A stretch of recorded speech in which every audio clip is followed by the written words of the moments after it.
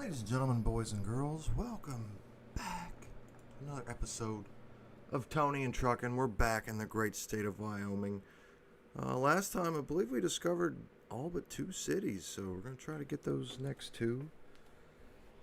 And see if we can't discover some more in some other states along the way. But thank you for joining us. Let's hit the play to have any button on chance Tony. on Saturday. So I think they're 2 pretty significant, losses. If Boy, neither of them Matt can Dixon go. on there. And this Pickett kid from Pittsburgh, John, is going to walk out of Neyland Stadium probably their all-time leading passer, which isn't chopped liver. I mean, he's been around forever, and he's a super senior in order to accomplish that. But that's still at a school where you've had some great quarterbacks down through the years, including John Congemi, who I will never forget. I will forget him. I won't forget Dan Marino. I saw him playing the Sugar Bowl against Georgia. I was covering that game. What an awesome college player. Did okay in the NFL, too. Pretty good. I think one of the things, we don't know exactly what's going on in Pittsburgh because these colleges don't talk about COVID protocol, guys that might be out, guys that will be out. So it's left to conjecture. We don't know what's going on with Pittsburgh. Maybe it's at full strength. Maybe it's down a few guys, too. But I think based on what Matt said, he makes a good point. These are both good players. And Tennessee's quality depth, I think, going into the season, that was anybody had reason to question that with all the transfers. You're playing a lot of guys that if nobody had transferred you, these would be backups. Well, now you're dropping down a level, so we'll see. But in this case, somebody else will just have to come through for Tennessee. What really stands out about Evans is you didn't see a screen game against Bowling Green because you didn't need to. But he looks like he'd be the perfect running back you could throw a screen to, and that would neutralize Pitt's pass rush. Yeah, it's a weird deal, Bri, all the way around. Absolutely weird deal. Let's do this one. Can I be let's go. I hear you loud and clear. Yeah, we're having trouble getting our audio into our whatever this thing is, Twitter Live. So Twitter Live people. Moved my lips at them and made them like it. But we'll figure it out here. I'm sure it's at some point. It's coming out of here. It's definitely getting sound to it. So we're troubleshooting while we're on the air here. This is a lot of fun. Don't whatever you do, don't try this at home. And it's good stuff. John Adams enjoys it. We're enjoying it. Yeah, Let's go. And then the Byron Young thing is, Matt, it's hard to miss what fans haven't seen. But if he can't go this weekend, and my understanding is they don't feel very good about that. Might be an upset if they can pull that off. So there you have it. Tony, with these eligibility issues, they come up with some team every year before a season. Yep. Going into the season. Why doesn't this get resolved sooner? Think how many incidents. It's happened a number of times at Tennessee with guys. You go into the season and all of a sudden you're saying, well, we don't know if he's eligible or not. Well, I mean, shouldn't this have been taken care of a long time ago? I don't really understand the particulars of this case, but I wonder about that. Well, it's the Cade Mays thing from a year ago. They had all off season to figure out what to do there, and still it took to like week 3 to get him. But I think that was an SEC policy, though, wasn't it, Bri? Wasn't it Mays and then Joey Gatewood or whatever? And there was somebody else in that? That was to do with that. As I recall, it had to do with the transfer rule. Yeah. But this is an academic issue. Yep.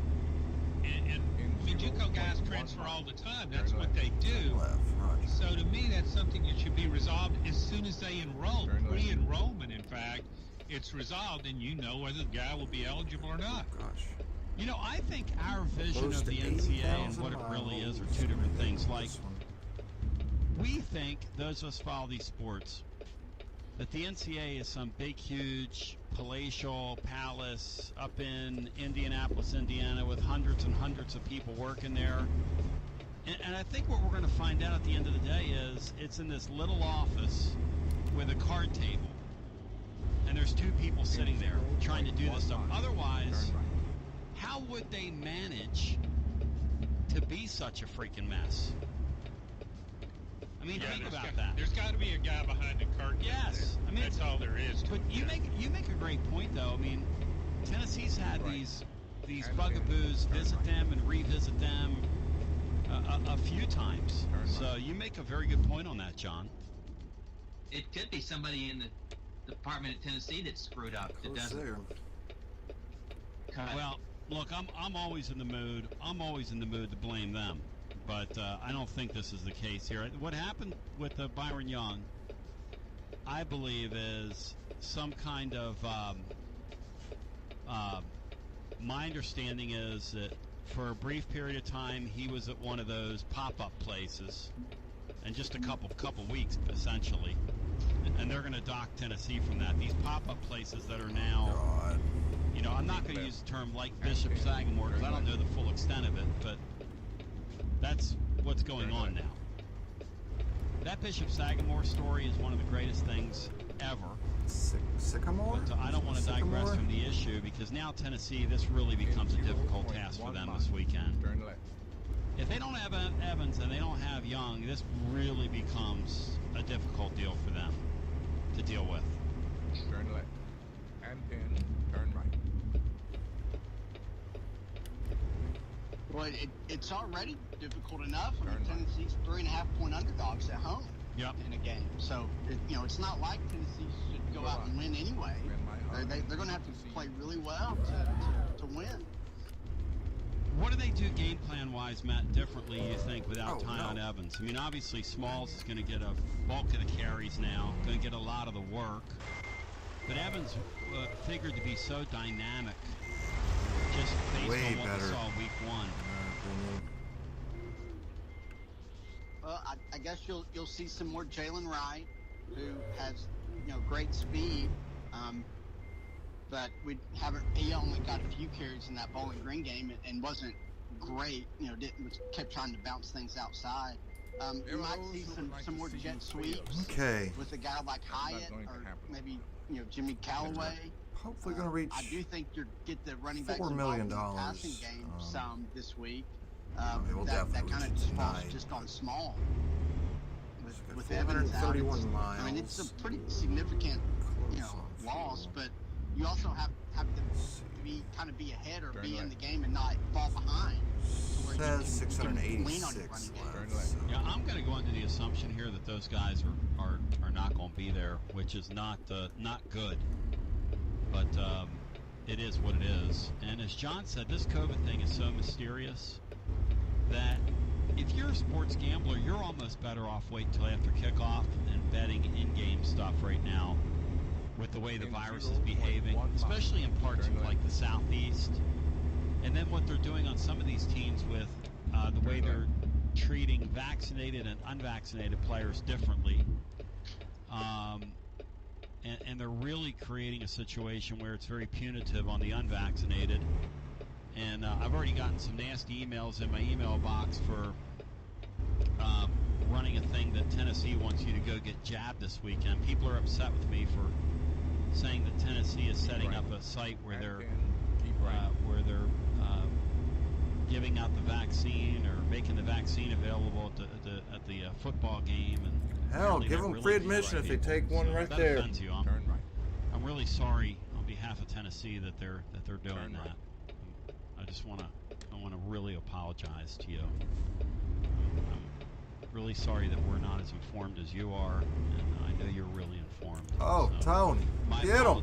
My apologies off on behalf of Tennessee. And I hope they won't do it again. You know what I mean? Tony, excuse me, but it's only my second time in this regular Thursday appearance, and I'm just curious.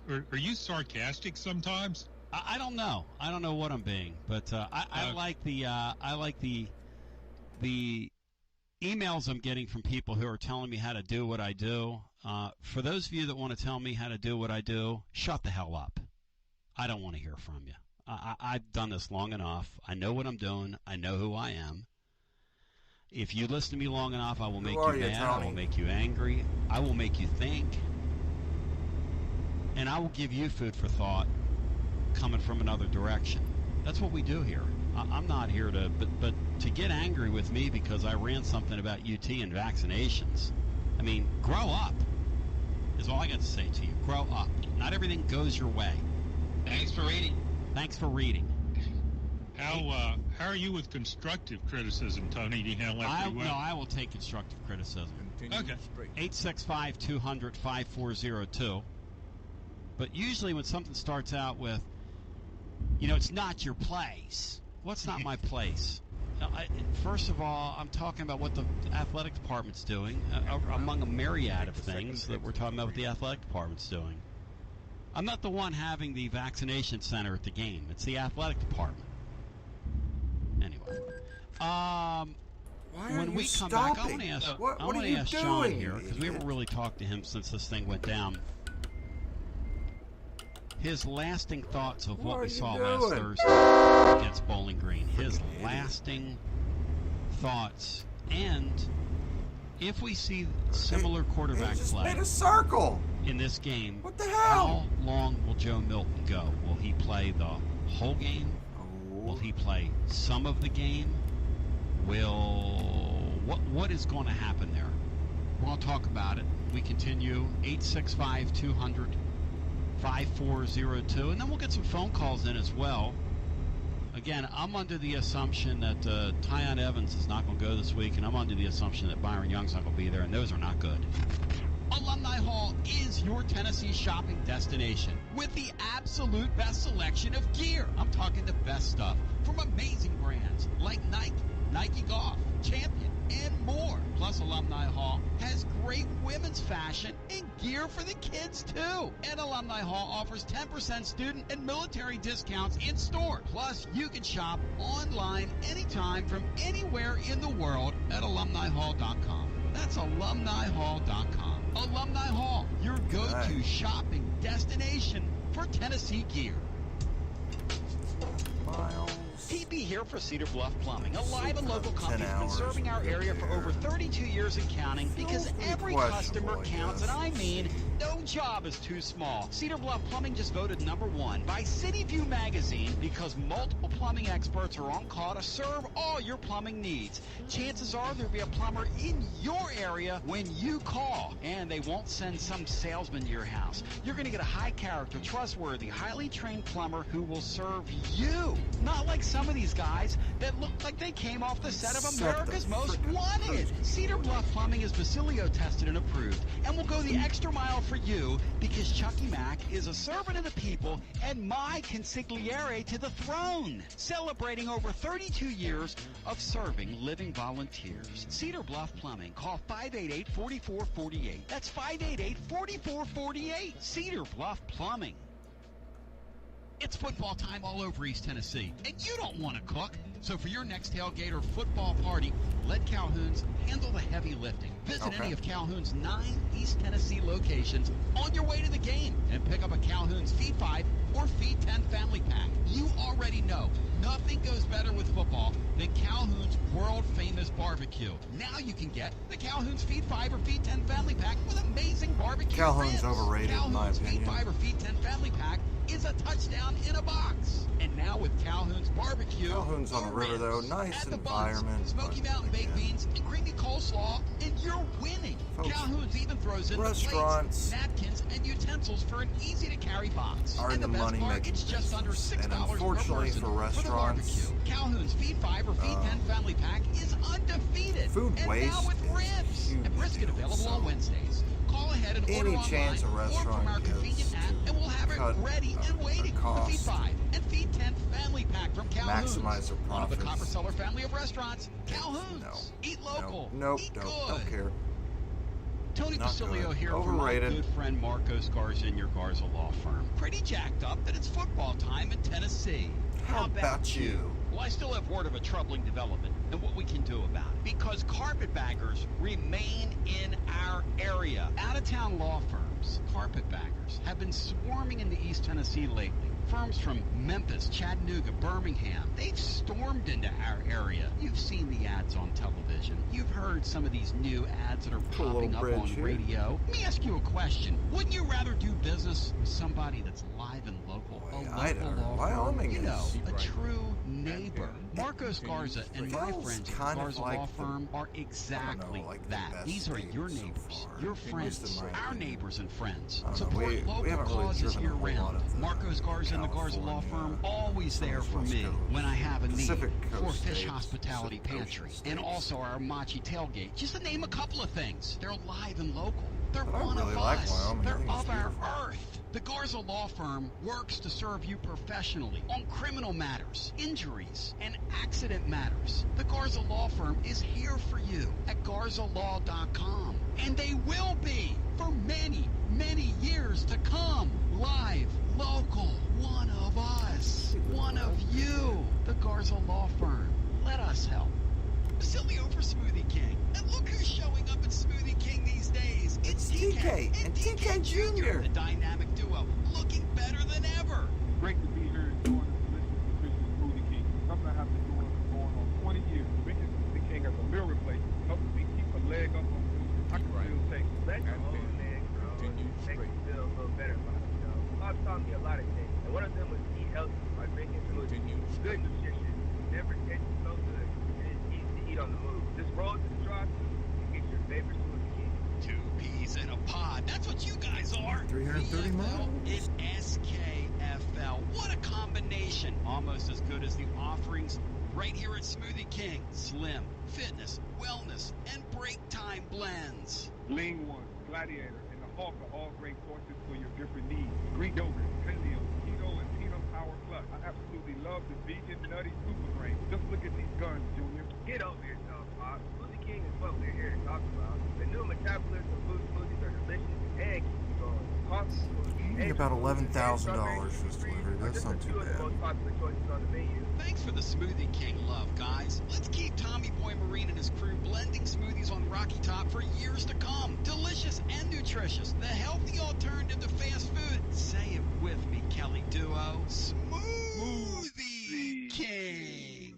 Coming in late. He's coming in late, isn't he, TK? Yeah. What are we going to do with him? Tony Basilio here with former Vol great Mark Griffin. And Mark's here to talk about performance medicine. And Mark's been going to performance medicine now for a few years. Mark, one of the things performance medicine did is help you with your low energy. Part of that was hormone therapy. How does that help you, Mark? Well, hormone therapy is actually giving my energy back that I had lost in the past. And I just feel like a new person. Tony, as you age, your hormones decline. As they decline, you decline in every way. Performance medicine wants to keep you from declining as you age. Don't decline. One of the misconceptions, Mark, people have about performance medicine is that hormones is all they do. I know for me, it was nothing of the sort. My vitamin levels were all screwed up, and they got me on a regimen. 3 years later, I feel like a brand new man. Did you experience something similar with them as well? Tony, I did. It's like I was given a scorecard of the way I was living my life in some of the areas that were deficient. We took a look at the scorecard and said, this is where you need to address the meds you need. This is a lifestyle change you need to make. And I tell you what, it's all turned around as far as how I feel in a short period of time. And I know he can do the same thing for your listeners. Don't settle for the way you feel. Performance Medicine. Online at performancemedicine.net. Performance Medicine. TB back with you, 865-200-5402. I was talking before, and I want to get John's thoughts on this deal, and then we're going to be joined by a special guest at 11:30, which is going to be interesting. But Jimmy Hyams is reporting that Tyon Evans is doubtful for Pitt due to health reasons per sources. He says UT's still hopeful that he's going to be cleared, but again, That was the longest night of John, there's a lot of and the trouble with this stuff is when you start talking about this COVID issue is you can't drill down like you would want to, and it's created a lot of uncertainty, and it is what it is, by the way. Well, it's even more. All right. It's even more complex than last season. $3.67 a gallon. Come last on season now. was more black and white. You had COVID, or you'd been exposed to it, or not. Now we have the element of the vaccine, where you vaccinated, where you're not vaccinated. Right. So that puts you in that's two different categories, and based on what happens, you're in one of those two categories, and the protocol is different for the two categories. So that makes it even more complicated whether a guy will be able to play, I think. And yesterday on the air, we were talking in a vacuum, and people misconstrued this because there's been word out there. Has he been vaccinated? Has he not been vaccinated? Depending on who I talk to. Yes, no, I don't know. Yes, no, I don't know. Okay, fine. You do what we do, you have to ask that because, as John said, it's a piece of the puzzle. It's a big piece of the puzzle. Because, Matt, the way the protocol works, and I went through it last night kind of with a fine-tooth comb to understand it. I'll make sure everybody listening understands it. There are two different worlds you're living in right now as an athlete playing college football in the Southeastern Conference if you're vaccinated and unvaccinated. If you're vaccinated and you're this kid and you've been contact traced out and aren't showing symptoms, which is the case with him, I believe, according to people I've talked to, then you can still test out and still play if you pass a test prior to the game. If you're unvaccinated, you're out 10 days. Isn't that correct? Yeah, I think that's right. So it's a big difference as to the outcome. I mean, 10 games, 10 days, that's 2 games probably. So, and I think, we're talking a lot about a guy, Ty Evans, who's only played in one game. Right. The game was against Bowling Green. But you guys know this. If you go back and you look at guys, look at videos, you watch somebody play in high school, to me, the easiest position to judge has always been running back. You can see a thing a young running back does, and you can say, well, that will translate to the next level. Yes. I've always thought that. I mean, I may not be very good at judging anything else, and but when it comes to running backs, I think I'm pretty good at it, and I think most people are. And I watched video of the guy, and I know how misleading. I thought Jared Garantano was the next Cam Newton when I watched video of him. You don't know what the competition was. That's a factor in it. But with a running back, guy can run or not. You see Tyon Evans run. You see him running in close quarters and make these sharp cuts. You see him running downfield, catching the ball over his shoulder. Buddy.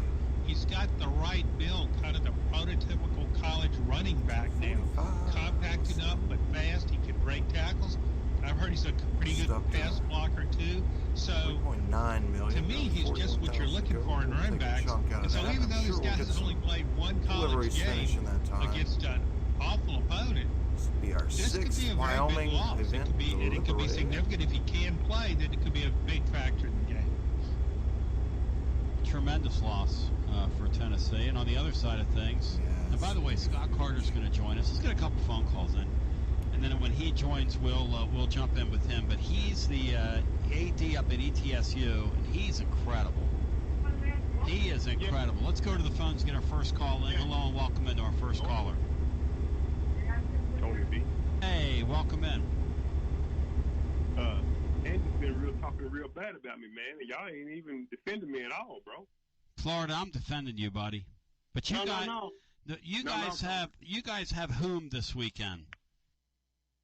Tony, I don't know. I'll be down there this weekend, but I don't know because I'm doing something else. But it's somebody we're going to beat. We're supposed to beat, Tony. Let me tell you this. Hey, John, what did you think of Florida's quarterback play over the weekend? Florida Gators, John Adams. Well, I was stunned by the play of Anthony Richardson. I watched him play last year just in a very sparing role. Yeah. And he moves so well. He's one of those guys that makes things look easy. He's moving very fast, and he looks graceful doing it, and he had a nice fluid throwing motion.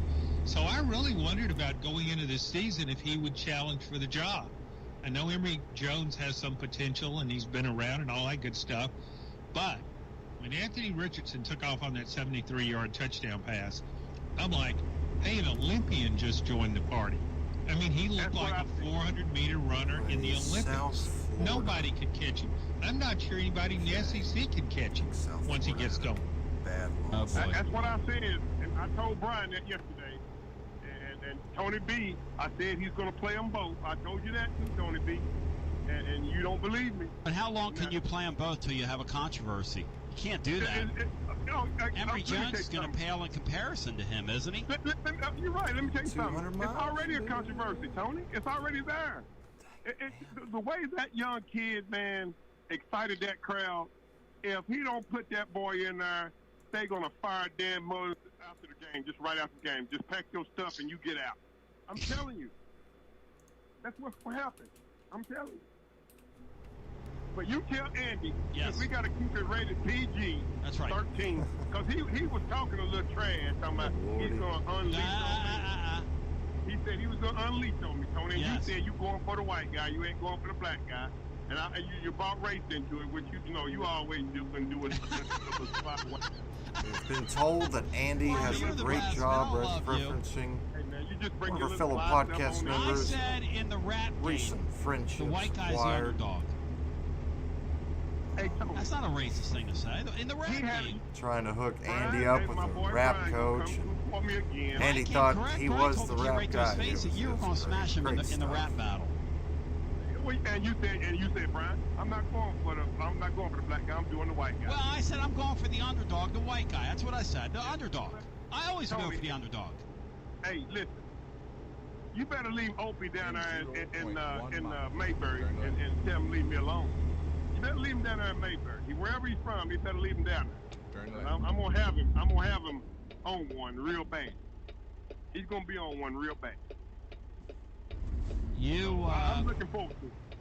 Well, it's gonna be the Tuesday, Florida week, a rap battle. You and Andy, and I was gonna do it at high noon, but I might have to move to the 1 o'clock hour because I'm trying to have a show left Florida by the time we're done. Because I don't know if I can count on you to keep it clean on the air. I'm going to keep it clean, You're Tony. The one I'm worried about. Yeah, no, you better be worried about Andy, because Andy was pretty pissed yesterday. I wish you'd have got me on there with him so I could trash talk him in front of the whole silly old nation. We're about uniting and not dividing here, and I appreciate you. Thank you, Florida. I got to get Scott Carter. I mean, Florida was the subject up at ETSU, who's seen their football program, brought it back from the ashes, and they claim a Southeastern Conference pelt over the weekend. And you being a young man from the parts where the Raymere studio happens to reside, congratulations to you and everything that's going on up there. What a great week for you guys at ETSU. Well, thank you very much. Thank you for having me on to be able to talk with you about it. It's I think we're still running on adrenaline right now. I don't know when I fell asleep after that great win in Nashville, but it's been very exciting. And just as you said, all the history that we had God, here, I could not imagine being a fan of a team celebrating beating Vanderbilt. Be back the way we are now with the pride and the energy and the effort. I mean, it is. To have it realized over stage, at Vanderbilt. Abolish the football program. Came back a few years ago. It was very, very special. When you 6 years ago, maybe a little longer, are seeing that game unfold, and obviously you get into athletics, you're down mighty yourself. Vanderbilt in Nashville. When you're watching something like that, at what point do you say, "Man, we're not only going to play with these guys, this is going to be a real football game here"? Well, I mean, everybody in athletics says this, right? Every game you go into, you expect to win. And that's what you say. I will say this: we really believe that. I think the spring season that we at ETSU and the entirety of our football championship subdivision got to play was huge for our football program and for our student athletes. The retention that we had for our playbook, the experience our young people got, the timing. It was a very clean football game for us. And I say all that in a way of a few penalties, no turnovers, we tackled really well, we played a great game in the kicking game, which, I mean, all those things, of course, the ingredients for winning. But the games was that way from start to finish. So you just felt that confidence going in, and it's play after play, series after series. And then it's halftime, we go in with a lead, and our kids, they expected to win all the way through, but I think at halftime they knew that they could win. And they came out in the third quarter, and ultimately, very, very proud of them. They left no doubt. I'm watching that thing on ESPN Plus, and I'm like you said, there's no. Every once in a while, you'll see one of these deals and you get a late field goal or the Montana thing at Washington. A bit more money, I saw. 3-point win and it's low scoring. Your team throws several interceptions. There was nothing fluky. Earned us about what East Tennessee State did at Vanderbilt the other night. Nothing fluky about that. Let's look at our drivers. No, as I said, I think from an experience perspective, the depth that Coach Sanders and our staff have built in recruiting high quality, number one, young people, number two, excellent football players, it showed. I mean, we've got some of the best talent I think our football program has ever had. We've had some really, really good teams through the years.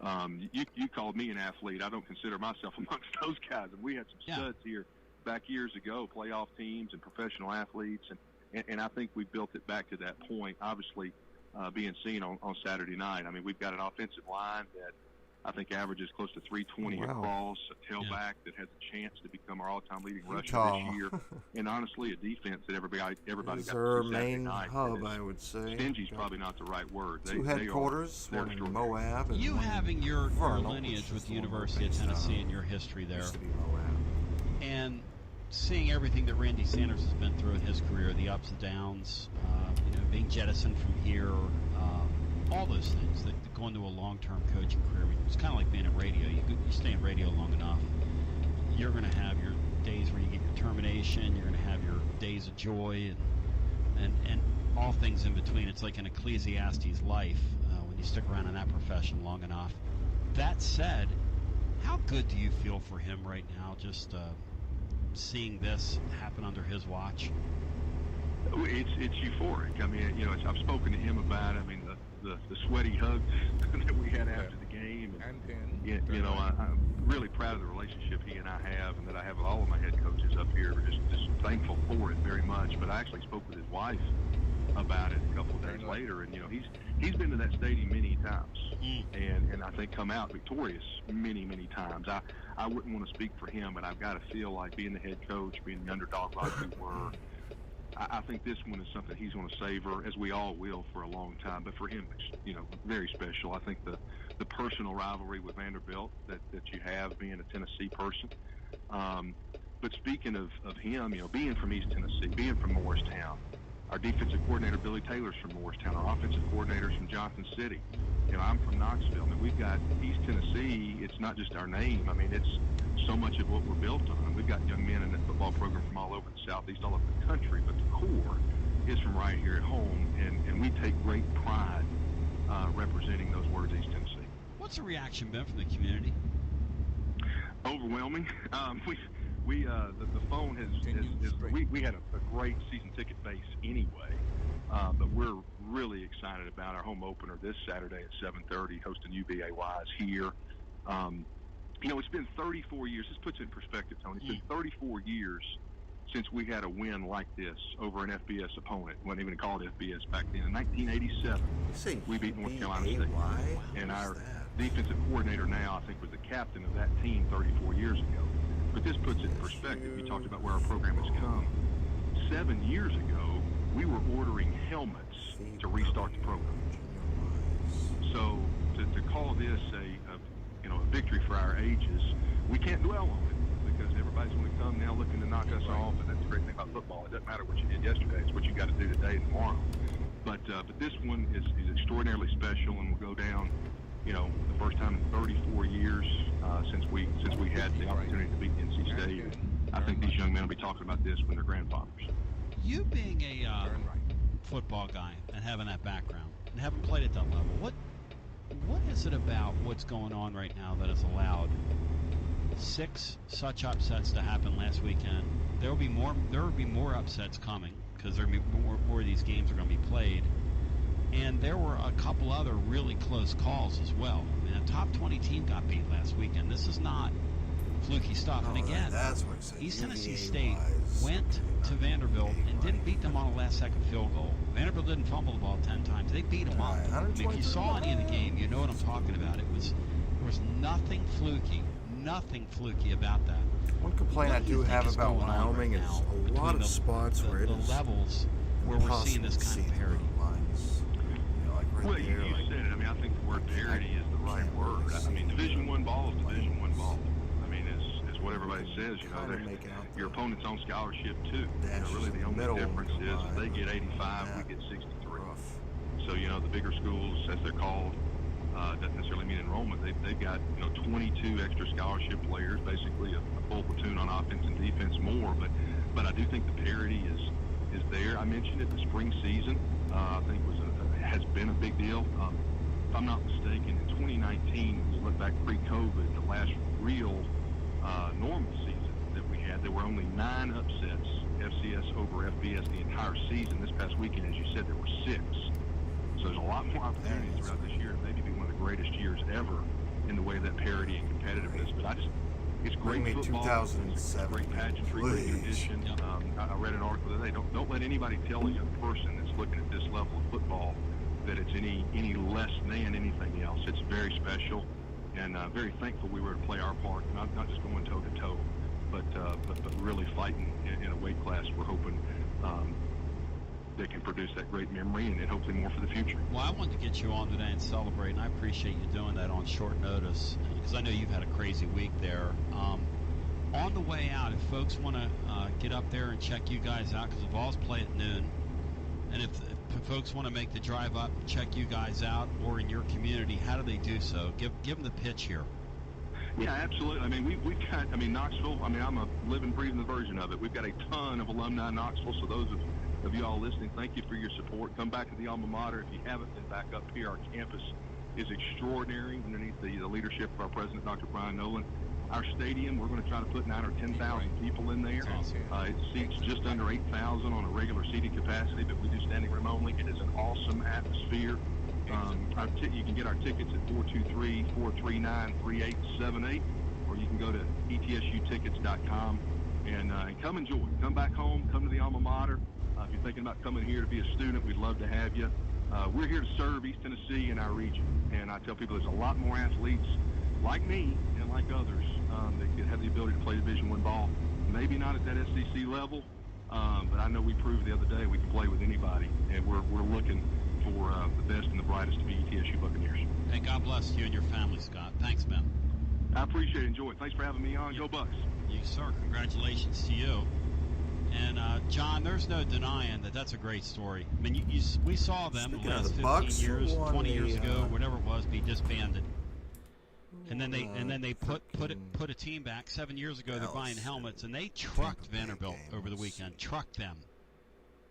Tony, if you took away the SEC logo from Vanderbilt, and it was just Vanderbilt out there on its own, right?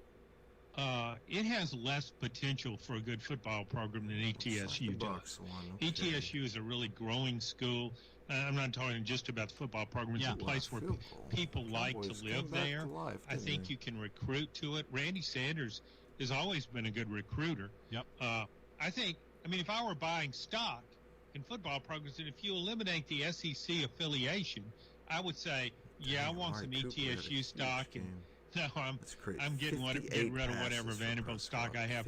And another thing about that victory, it was stunning because, as you pointed out, on it wasn't bench, a close man. game. Dang it wasn't it. a fluke kind of game. Dang it. It was just pretty dominant performance from ETSU. Get out of here. This should have been a better Vanderbilt team than last year. They have their quarterback back, who's not a bad player. They got a running back from Temple. They have their offensive line is much deeper than it was last year. They had 1 million guys opt out last season, which tells you something about that program. And so, to me, that makes the ETSU victory look even better. I assume Vanderbilt would win that game, but that's just based on, it's an SEC school. It's Vanderbilt, but it's an SEC school. ETSU hadn't been playing football very long. How could they beat an SEC school? Well, they could probably beat Vanderbilt every week if they played them. Hey, Matt, Tennessee's now under a lot of pressure when they play Vanderbilt at the end of the year, no matter how this season goes, because if you lose that game, ETSU is going to claim state championship status. What do you think about that? Yeah, I hadn't thought of that, but them or Memphis, maybe they could meet in a bowl game. Yeah, battle it out. Yeah, it's just interesting. They're talking about the spring season and whatever's gone into these upsets or supposed upsets, but in a lot of ways these FCS teams have just gotten a lot better. I don't understand why this car with the way that goes so slow and then takes off. So we have to freaking stop on an incline. And going forward, there's going to be more and more, bottom of the group of 5, like FBS recruits that are going to FCS because these schools are taking, 5% scholarships a year and devoting it to the transfer portal. So that takes, 5 scholarships away from high school kids who would otherwise, be an FBS player that might have to go play down level. So I think it's going to get better. I would wonder if Nashville Lee's listening, maybe he could help us. Like that Bowling Green team we saw Saturday, how many FCS teams would be favored over them? Because I would bet it's probably in the 20s at least. John, what was your answer to that? I would say the 40s. I don't watch a lot of FCS football. I love it. But I know what Bowling Green was. You look at the depth chart, and it's almost like back in the old days when you had freshman teams. I mean, that depth chart, I'm sure you saw it, was just laden with freshmen. Yes. And to have a freshman walk on center start for you, I mean, that tells you everything about Bowling Green. And yeah, you're right. FCS teams, I mean, they play a really good FCS team. Those teams will beat them worse than Tennessee did. In Neyland Stadium, a freshman walk-on center come into a game in Neyland Stadium. Tennessee blew them up. I mean, which is what they were supposed to do. Brian, you and I watch a lot of FCS football. I enjoy it. And here's the other thing. Go ahead, Brian. Scott Carter said something that I said a couple weeks ago is that, and maybe last week, that FCS teams have an advantage. A lot of them haven't played last spring, that they retained a lot more, and they've actually had more than just a few practices where they didn't play anybody but themselves. They actually played other teams and had game plans to get ready for. So I think it was a lot easier for them, some of them, to just come back and pick up where they left off just a few short months, not even 3 to 4 months ago. I wonder, John, as we move toward a more professional model, if they are going to go with a rethink the way spring football is done and bring teams in the way NFL teams do, bring somebody in to help you practice against each other. Going to miss it. Especially in light of the numbers that are surely going to be challenging. Like Matt was talking about the number of transfers. Think about this for a second. There's a couple pieces of legislation on the board. One of them 80,000 really miles. Tennessee. Congratulations, you only get 85 scholarships. Hell You're only allowed to sign 25 a year right now. But those rules were really for the old system. The way the system is done now, it's got to be, you got to be able to account for all the athletes that you lose. Like if you're in Tennessee and you have 20, whatever the number is. I know people say it's 26, 27, whatever the number is, people that transferred out. But it was only like however many scholarship guys. It was still a high number. Don't get me wrong. I mean, it's still mass attrition. You've got to be able this year, if you're Tennessee, to go out and sign 35 guys and and replenish your roster. Otherwise, I mean, how do you account for that? But here's another thing to think about with this 1AA stuff. Because I thought about this. Going forward, what's going to help them? For $5 subscription, you can watch any of their games play. Your parents and your grandparents can watch you be seen on television just like any of the big schools. And you can play at one of those places, still be seen by the pros, still be trained in that realm. And if you look in the NFL, there are guys from all over those schools in the NFL. There's a ton of those guys that make professional football. So your dream's still in reach. You can still play on television on that ESPN Plus package for $5 a month. Those games are all televised now. Like over the weekend, they were all there on Sunday afternoon. I was watching a bunch of them. So it looks to me like they've got life at that level. But, John, what about this legislation we were talking about? There's got to be a way to help the Tennessees of the world get some players back. Tennessee should be able to sign 40 guys this offseason, John. Well, here's the thing, Tony, when you talk about legislation. We've already seen it with the most talked about topic has been Oklahoma and Texas coming into the SEC in a few years, probably sooner. What eventually, the NCAA is a dying organization, and the future of college football is going to be super conferences, a big alignment of maybe I don't know how many conferences, but you might be talking about 65 teams. Teams that all have very similar setups, similar ideas, and they are going to create their own legislation. So they are not going to be hamstrung by NCAA legislation, which is relates to everybody, all these different schools that have so little in common. Alabama's playing Mercer this week.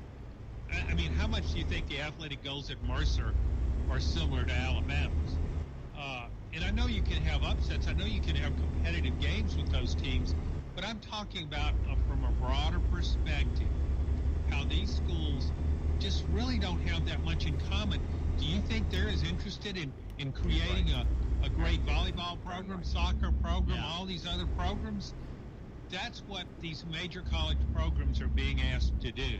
And I just think the NCAA is going away, and we're headed towards super conferences, very like-minded programs. And I think then you will see programs like Tennessee, all the SEC schools, they will be helped by legislation, and they will be able to do what you're saying. They will be able to account for the losses to the transfer portal. In the meantime, we get punished here. Kind of like you do. Kind of like this Byron Young thing, Matt, which I'm talking about. Tennessee's expecting him to not be available. They haven't gotten the official word from the NCAA, but there's the thought inside that's good. That's like a Hail Mary that they're trying to. Who was that? They're asking the NCAA to allow him to serve his 2-game suspension this way. Last week against Bowling Green, next week against Tennessee Tech, and allowing him to play in the real game, as it were. I guess we have to be careful in light of saying the term real game in light of what happened last week down in Nashville. But, Matt, shouldn't Tennessee just go ahead and play him anyway? Shouldn't they just stick him in there? Keep left. And turn left. Yeah. Turn left. You know, if he's ineligible, you can't play him, and you don't want to upset the NCAA with this investigation deal seemingly still going on and uncovering everything back to the majors era. But they would be better off just trying to get the suspension cut in half to just one game, as opposed to trying to get it spaced out in between. You know, you'd probably have a better chance of winning an appeal of getting it just reduced to one game than you would what they're doing, the Urban Meyer deal. So strange. 865-200-5402. In case you're just joining, the news of the day is Tyon Evans, they don't feel good about him playing this weekend, and they don't feel good about the young kid playing this weekend. So, arguably, your most dynamic offensive player, I don't think that's even arguable after last week. That's your most dynamic. Like John said, you watch him on video, you watch what he did against Bowling Green, it's your most dynamic offensive player. It's not your quarterback. I know many people were hoping and praying and wishing and hoping, Dusty Springfield. That ain't true. Your most dynamic player was him on offense. Byron Young, at times, during camp, people I trust say he was unblockable. He was so disruptive. In the first 2 scrimmages, when they couldn't do anything offensively, they had to basically put him off to the side. Okay, we see what you can do. Thank you. Can we run some plays without him on the field now so we can get some work done? That's essentially what happened. I mean, he's a real potential impact player. He's easily their most dynamic pass rushing force. And I'm saying that without seeing him playing a game, because I don't have to see him playing a game. Let's go to the phones. If that happens, those are 2 gigantic losses for a team that's already an underdog in Johnny Majors week. Hello and welcome into our next call. You're live on the air. Hey, Tony. Hey. External contracts. Hey, Luke. You're on with John Adams, Matt Dixon, Brian Hartman. John, presented by Seniors Helping Seniors. Hey, John. Glad to have you on the show. I agreed with everything you said last week after the game. That sucks. And if Joe Milton's not getting the job done by halftime, right? I hope he is. I hope he does. But if he's not, I think they should definitely make that change, because I want to win the game. This game was supposed to be a toss-up. We talked about how it was a toss-up all year long, all winter, all spring. And now we're finding out that Pittsburgh's got such a great team. I heard Chris Peak on the radio yesterday, and he was saying how great they are at linebacker, and they got that great quarterback. And I'd like to ask you, John, if Joe Milton's not getting the job done, what do you think about, would he be better at halfback if they had to move him? You know, Doug Dickey was good at moving players around, but would he be better at halfback or tight end? Now, halfback, you know, he could, that cannon arm he's got, he could throw the ball. There are those who would like to see you fail in your job. Well, I mean, he's built more like a tight end. But we just saw with the Tim Tebow experiment, it's really hard to play a position that you've never played. I don't care how big and strong you are, and not many people are as big and strong as Tebow in terms of weightlifting and stuff, but he couldn't make that transition. So I don't think you can just move him to tight end. Okay. He's not a running back. He's not a running back at all. He runs pretty good for a quarterback. He's not a great running quarterback. No, I mean, if you got to see any of the Florida game last week, you saw a quarterback that can run in Anthony Richards. That's the truth. I mean, that guy can fly. That guy's dynamic. I mean, teams will look at that video and say, oh, my God, we can't let him get in the open field or it's over with. So I think it's all or nothing for Joe Milton. And I would have a quick hook with him. Yeah, you know, we went through this with Jared. You got to show that you're not going to stay on somebody's not with different coaches, particularly with Jeremy Pruitt, who was about as bad of a peddler quarterback as you will ever find. But he would stick with Garantano for the most part, but then he would just jerk him out of games, throw another guy in there and get mad at something he did, pull him out. I don't believe you can just pull guys in and out. I mean, that's the worst case scenario for everybody. But I do think what you have to do, and I'm sorry, but this is a really important game for Tennessee. I don't think a coach can afford to be patient and worry about my QB psyche. Don't want him to lose his confidence. Don't want him to lose his edge. No, you got to make the decision. What's best for the program? That's what a coach always has to ask himself. And I want to see somebody else play. I want to see Harrison Bailey or Hendon Hooker, but I just wouldn't go down with this guy if he's not playing well. Is this a freight liner? He's playing well, fine, but I just don't think you can go along with him if things aren't working. So, Dixie, here's the question, right? You get in that first half, and he looks like he did in the second half, which is to say, not good. What are you doing, Dixie? And what do you think this head coach, who we have very little book on, will he stay with him? Because you broke him down at Central Florida. Does his history suggest that he will stay with him and ride with him even off a cliff against Pittsburgh, Matt? No, he was willing to make a change after one game in 2019 It really just comes down to how confident they are in Joe Milton and how big the gap is between him and Hendon Hooker. Yeah. I would guess. You uncovered something interesting about Hooker yesterday. Share it with the listener, because a lot of people don't realize this, Matt. No, he does. He does have 2 years of eligibility left, even though he is listed as a senior.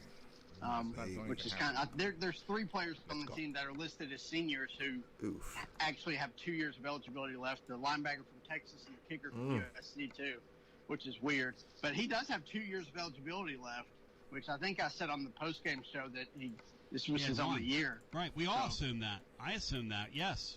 But according to their own information at Tennessee, he has 2 left. So, the thought is about Milton, Luke, is Tennessee, one of the things they like about him is they can bring him in here, teach him the deal, and he has 3 years left.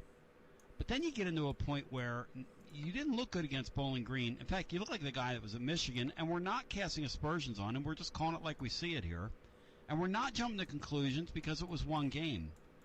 But if you get into that Pittsburgh game and there's no improvement, and he's ball holding, and they're crushing him, and the offense isn't moving, and they look like Club Gitmo last week with Washington State out there on the coast, where he got hurt, the other kid comes in, their offense moves, you're almost, Luke, going to be forced to try somebody else if this kid struggles.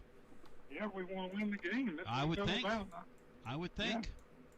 Yeah. Listen, I appreciate you, Luke. Yeah.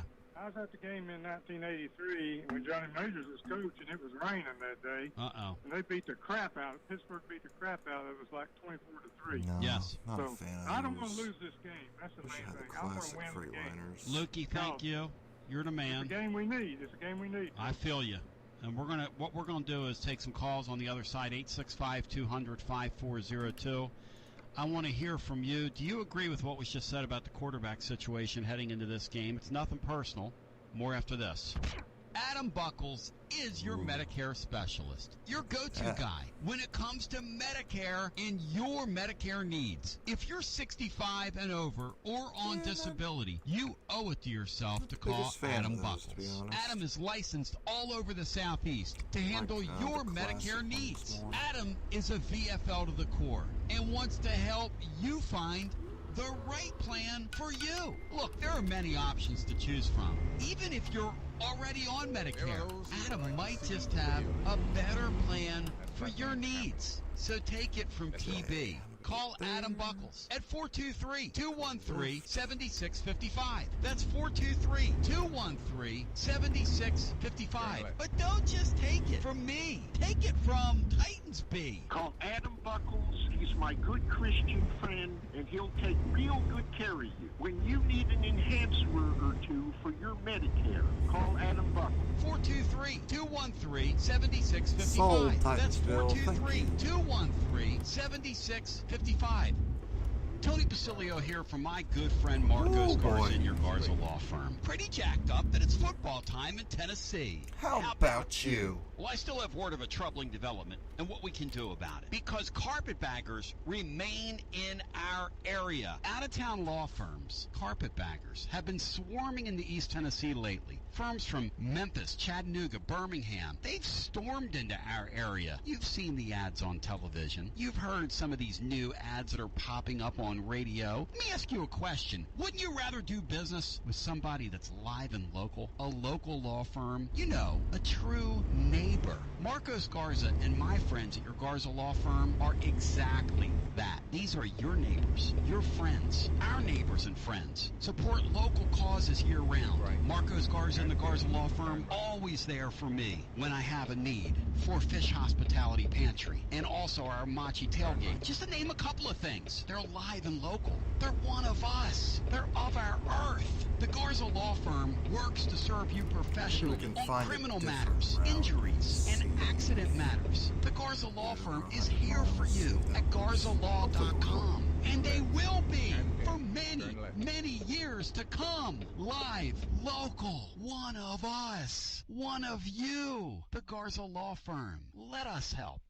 Can you believe it's the final Thirsty Thursday tonight at Smoky Stadium? Nothing like watching some great baseball with $1, $2, and $3 beer specials. Get your tickets now at SmokiesBaseball.com. We'll see you tonight. Woo. Life never stops moving. And between the 30-minute commutes, daycare pickups, weekly soccer practice, Tuesday night yoga, X number of coffee runs, and that weekend trip to Grandma's, you're racking up the miles. What you need is a tire that can keep up. A tire designed for doers. A tire that's going to last. Like the exceptionally long-lasting Michelin Defender tire. With an 80,000-mile warranty and the safety and comfort you expect, you can forget all about the miles ahead and focus on getting to your destination or conquering your to-do list. Fleet Tire, I-275 exit 1B at East Woodland Avenue in Knoxville. That's Fleet Tire, I-275 exit 1B at East Woodland Avenue in Knoxville. Fleet Tire. Carnes Motor Company is celebrating 20 years of serving the living East Tennessean. Like us here at your Tony Basilio show, Carnes Motor Company wins because Rob and Brian go above and beyond for you. Above and beyond. Carnes Motor Company will even buy or sell your vehicle. Yes, they'll buy or sell your vehicle for you. Plus, warm weather's here. It's time to get your air conditioning serviced and get your vehicle ready for vacation with their certified technicians. And the best part, bumper to bumper, pillar to post. Carnes Motor Company will serve all your vehicle needs. How else can you thrive for 20 years besides going above and beyond? You will win with Carnes Motor Company. 7447 Oak Ridge Highway. Online at carnesmotor.com. Win with Carnes Motor Company. The kids are off to college. They're hundreds of miles away. And me and Mrs. B are staring at each other in an empty house. She wants to get away, go see a show or an event. Who do we call? Oh, yeah, Select Ticket Service. How about when she wants to go to an NFL game? Hey, Select Ticket Service. Back to the phones. About a concert in Atlanta. Select Ticket Service. Say an NBA game in Charlotte. Select Ticket Service. Select Ticket Service. Select Ticket Service. 687-1718. 687-1718. Select Ticket Service. Yeah, that'll play. Are you or do you know a senior that wants to give back and make some extra money while doing it? Well, I've got a life-giving idea for you. It's called Seniors Helping Seniors. This is a special job that will work around your lifestyle. Whether you or the senior you know can provide just transportation to a fellow senior or have a full nursing background, you have the ability to work as many or as few hours as you would like. So any senior can do it. Give them a call and join the life-giving team at Seniors Helping Seniors. 865-269-4483. That's 865-269-4483. Or find them online at seniorshelpingseniors.com. It's a great way to give and receive. Seniors Helping Seniors. WJBE 1040 AM, 99.7 FM. Translator W259AP. Powell, Knoxville. EB back with you, 865-200-5402. John Adams in here, presented by our friends at Seniors Helping Seniors. Joining Matt Dixon and Brian Hartman. Kyle and the boys, in addition to that, coming up in the 1 o'clock hour, is Kyle Blackburn will be joining us. In the meantime, 865-200-5402 is the number if you want to join again. 865-200-5402. We talk about the impact of a potential couple of players not being there for Tennessee. And then one of the other recurring storylines, obviously, heading into this game is quarterback play. And then what to do about the whole, that whole situation. People that watched Virginia Tech said that Hendon Hooker wasn't a bowl of cherries there. I don't know. I don't know one way or the other what kind of a player he was at Virginia Tech. It is interesting, guys, and then we'll go to the phones. If Virginia Tech jumped out and jumped all over North Carolina and upset them. First, it was actually 1 week ago. I guess it was a Friday night game because we were playing at a corner 16 when that happened, so it was 8 days ago. But at any rate, that is an interesting occurrence. So there's a lot to chew on here as we hit hour number 2. The word on Tyon Evans is that, and I'm talking to people in Tennessee, and they don't feel good that he's going to be there on Saturday. That's not good. I call him their most dynamic offensive player. Somebody showed me differently. And then on defense, the word on Byron Young for this game, and they were hoping to get him cleared, but it doesn't look like that's going to happen either, barring the unforeseen. And if that does not happen, Tennessee will be without their 2 most dynamic players getting into a Pittsburgh game that they, I think, need to win. So, that said, we have a lot to talk about, and we're going to do it with you. John Adams is in here, presented by Seniors Helping Seniors online, seniorshelpingseniors.com. That is a tremendous organization. Both John and myself love what they do. It's incredible, and I say God bless them to that because that's a life-giving thing that they're a part of. The transaction between a senior reaching out and being there for another, and just the magic that can happen when iron sharpens iron. We go to the phones. I want to hear from you at 865-200-5402. Again, 865-200-5402. I wonder about the stuff with Milton, some of the stuff that we're hearing and seeing and all this, how much of it's related to the fact that, as John said, Jeremy Pruitt locked you into Club Gitmo for the last 4 years and threw away the key, may I say. Because the only time he would let you out, it was just for a couple of plays, and he would get mad at the guy that was in there. Like, John, I've never seen a guy like Jeremy Pruitt, just a complete mental midget. Who hired him? Let's go back to our phones. Hello and welcome into our next call. Yes, you are. Hey, what's going on, Tony? Andy, welcome in. You're on with our panel. This is Andy.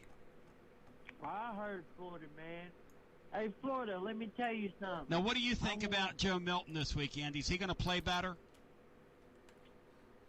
I don't know, but I'll tell you this right now. Yes. Quarterback number 2 is Harrison. I trust Harrison more than I do Hooker.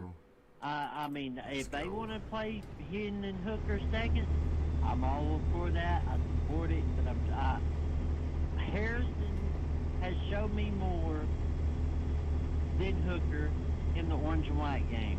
Harrison has trained with Tony Ballard, the best quarterback coach out of Georgia. 7-on-7 hustle team. Interesting. Come on now. John, you kind of like Harrison Bailey as well, don't you? John Adams. Well, yeah, I based that on what I saw last year, and it was a really bad Tennessee team playing down the stretch, and he started 3 games as a true freshman. I really liked the way he handled himself. He was accurate. He was good at his decision-making, I thought. But most importantly, I just liked his pocket presence and his football instincts. He's not a runner, but he made runs. When he saw the openings were there, he made yardage. And, some really good quarterbacks can do that if you give them an opportunity, even if they aren't an accomplished runner. I think what happens is with coaches, when you get in your mind who you think should be the quarterback. You look at the quarterback, you say, yeah, I think this is the guy we need to be our quarterback. I think there's a real tendency when you do that to magnify what he does well, and with the other guys to magnify what they don't do well. And so it's not really a fair equation there. But I think we know that Harrison Bailey doesn't have a great arm. But I've seen plenty of quarterbacks that don't have great arms. Well, let me ask Matt, because Matt really did a deep... I mean, Matt is a sick dude. Matt's charted like every play in the offseason that... in the last couple of years, really, he's your hypo authority here. Matt, does he have a good enough arm to play in this offense? And are there comparable quarterbacks down there in Central Florida to Bailey who have played? That's a question that needs to be asked, Matt. How do you answer that? Yeah, I think his arm's good enough. It's, above average. Down there, Mackenzie Milton was a dual threat guy. Yeah. Dylan Gabriel was a pocket guy who could run. They just never designed things for him, but he scrambled really well and was actually committed to Army before he went to UCF. So there's not really a great comparison because, like John said, Bailey's a pocket guy. He's not going to run unless he's kind of flushed. But I think he could work it in this offense. Hooker went in first the other night, and I assume he's second because all the quarterback run stuff that you have with Milton would still be in place with Hooker. Whereas if you go to Bailey, you're going to have to kind of change your game plan and change really your playbook going forward. So that's the only reason why I think it would be Hooker would be number 2 right now. But Andy, in all fairness to you, and people that are kind of on the Bailey train, which whatever, I just want to see somebody play, and I'm open-minded to everybody getting an opportunity. The deal is though, and I think John's right, because I think they decided in the spring, and we said this at the time, they didn't like any of their options, so they went and got this Milton guy. There's no question that they were competing with Washington State and a few other clubs, and they were like, and anybody is going to recruit a kid. In recruiting, I will tell you anything to get you on my campus. That's as old as the day is long. That's just like when I'm dating you, I will change my underwear every day. I will change my socks every day. I'll brush my teeth 3 times a day. We all do that. So, and there's no question they promised that kid you'd start. But that only goes so far. When you look the way he looked in the second half the other night, Andy, I say to them, to you, and anybody listening, and I'm with John, and people say we're being too hard on Joe Milton. That only goes so far. You've got to show me something. That was flatlining quarterback play, Andy, that we saw out of him. I'm sorry. I'm not trying to start a problem here. But you can't play that way. You can't beat anybody playing that way, Andy. Well, I'll say this. Yeah. That plays. Wow. Harrison is very good at being alert. And John said. To me, his arm, I don't think he has any problem hitting targets. He never misses hardly in practice. Yeah. I mean, I've never seen it in footage he missed. I've seen the other ones miss. Before we I've get seen there, the other ones miss look short passes, and I've seen other ones miss long ones. Harrison will throw, hits right on target. So, you know, but I mean, I heard, I'm not going to say from who, but yes, they promised Milton that he had the job when he came. Absolutely. So, yeah. I mean, what do you do? But I will tell you this right now. I've also heard that Harrison is not leaving. He loves where he's at. Nice. He's going to wait for his opportunity. And when he does, I'm telling you right now, Milton better get stuff straight.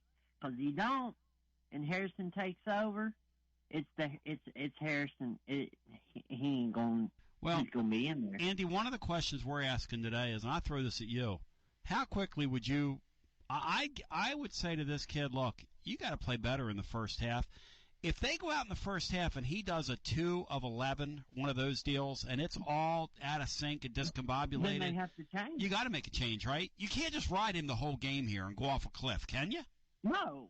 I mean, this game absolutely is beatable. Yes. I mean, we should kill Pitt. I mean, the way our defense, and strong as our defense is, there should be no reason for us to lose. I'll say this right now. I feel we have the best defense right now in the SEC. Okay, Matt Andy. Dixon, would you stand with Andy in that statement? Are you ready to stand on that, Matt Dixon? No. I mean, Tennessee looked good against a bad Bowling Green team. Yes. But, I mean, they're not even close to Georgia or Alabama. I couldn't go there at all with Andy. Sorry, buddy. I think we're much improved, but I do think we're improved. To the top. I think Tennessee's Andy. I think Tennessee's a real well-kept secret on defense. I think they're going to play well as the season unfolds. They're going to have their moments though when they get ripped apart, like everybody does in the modern game. Andy, I'll say this. Yeah. I put Elijah Simmons up any one of them Georgia guys. I would put Javonte Spraggins up against any one of them offensive linemen. And you know what's going to happen? Gotta love Andy. They will kill them. Oh, I want you as my agent. I'm telling you right now, the mentality that those two have between Matthew Butler. I'd love to have you as my agent. Hey, Andy. It is 12 days away from Florida State with Destiny. Now we talk some ball. Now it is time to tell him, because John doesn't know about your rap battle. It's coming up the week of the Florida game on a Tuesday. We're going to do this thing at high noon. I'll say this. Does Florida know what he's in for? Does he know what he's... Go ahead. Say it again now. I've never lost a rap battle yet. I actually was contacted yesterday by a very well-known, one of the best rap battlers, A. Ward. He hit me up yesterday, and he told me. Because he knows about this, yep. Give him the fire. There you go. Kyle, so A. Ward is going to help you with your rap. No, he's not going to help. Not going to help you? Did he give you any advice? Did your rap coach up in Johnson City, have you talked to him about this? We haven't met yet, but I sent him the freestyle that I did for Addison Nichols, and he told me that it was fire, and which no one's seen that because I'm the only one that sent it to Addison's the only one that's seen it. So you sent him a personal rap video? I sent him. Andy, excuse me, but what makes you such a great rapper? Andy, what makes you such a great rapper? What distinguishes you from just run-of-the-mill rappers? What? I'm just good with words. Like, like yesterday I was at work and I've been working on this. And yeah, Florida's in for it.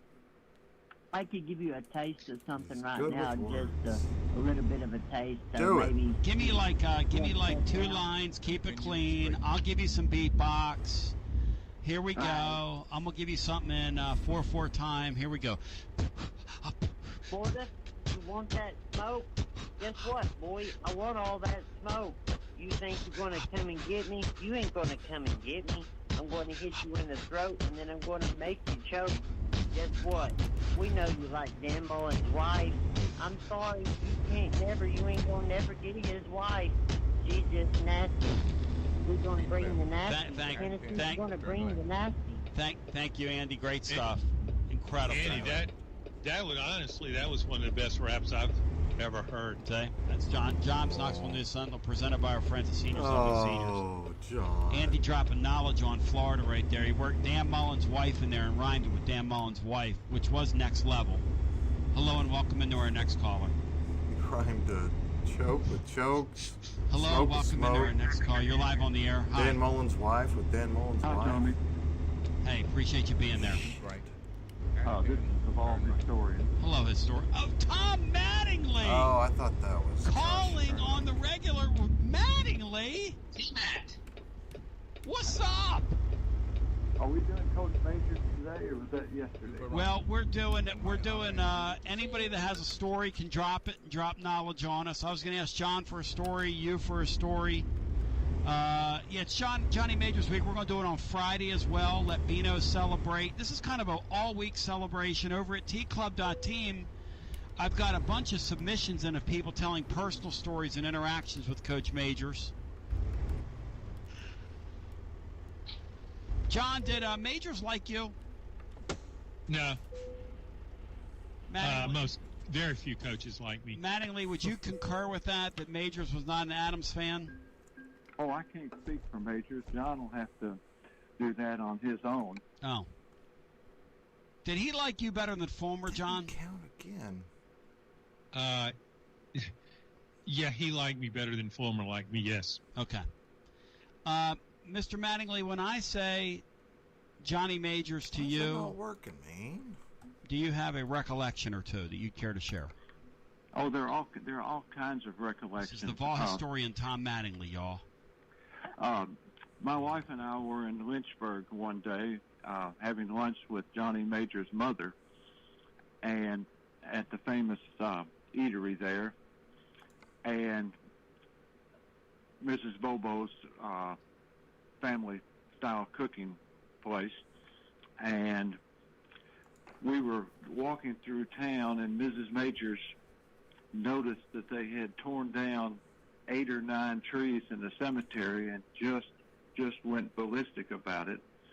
And she said, I'll have to make some calls about that, which means that she was probably going to call 20 or 30 people within the next few minutes. On the practice field the next day when I got home, I told Coach Majors I had been with his mother at the cemetery, and John said, oh, good Lord, she's been wearing me out about that cemetery. And she called and talked to me for a long time, and I had to call some people about that cemetery. And he got this kind of wry grin on his face about her reaction to that and what kind of influence she carried in the town of Lynchburg. And when she died, I reminded Coach Majors at that same cemetery about that. And he said, that sure made her mad, didn't it? And I said, it certainly did. And he said, I'll never forget that day when she called up and talked to me about what we were going to do about the trees in the cemetery that had been torn down. And somehow, I've never forgotten that. In the little town of Lynchburg, in the cemetery, where all the Majors and Jack Daniels and the Tolleys and all the famous people in Moore County are buried, Mrs. Majors was really upset about the trees, and she got her son to make some phone calls, and he did it because he couldn't say no. Shortly after the 1977 National Championship game, I got invited to the Trousdale County football banquet in Hartsville, and the speaker at that banquet was John Majors.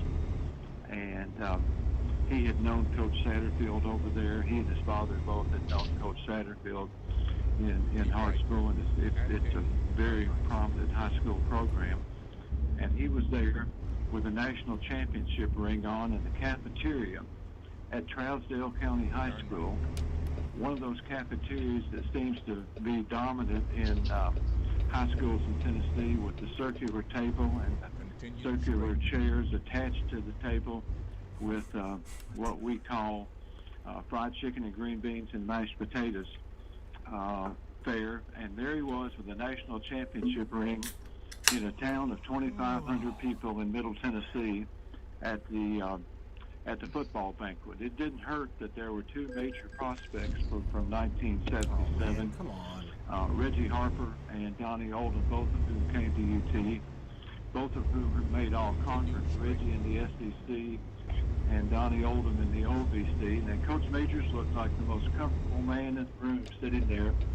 And he made a speech about his vision for Tennessee, and people applauded. And he just looked like he would not want to be anyplace else than that cafeteria in Hartsville, Tennessee.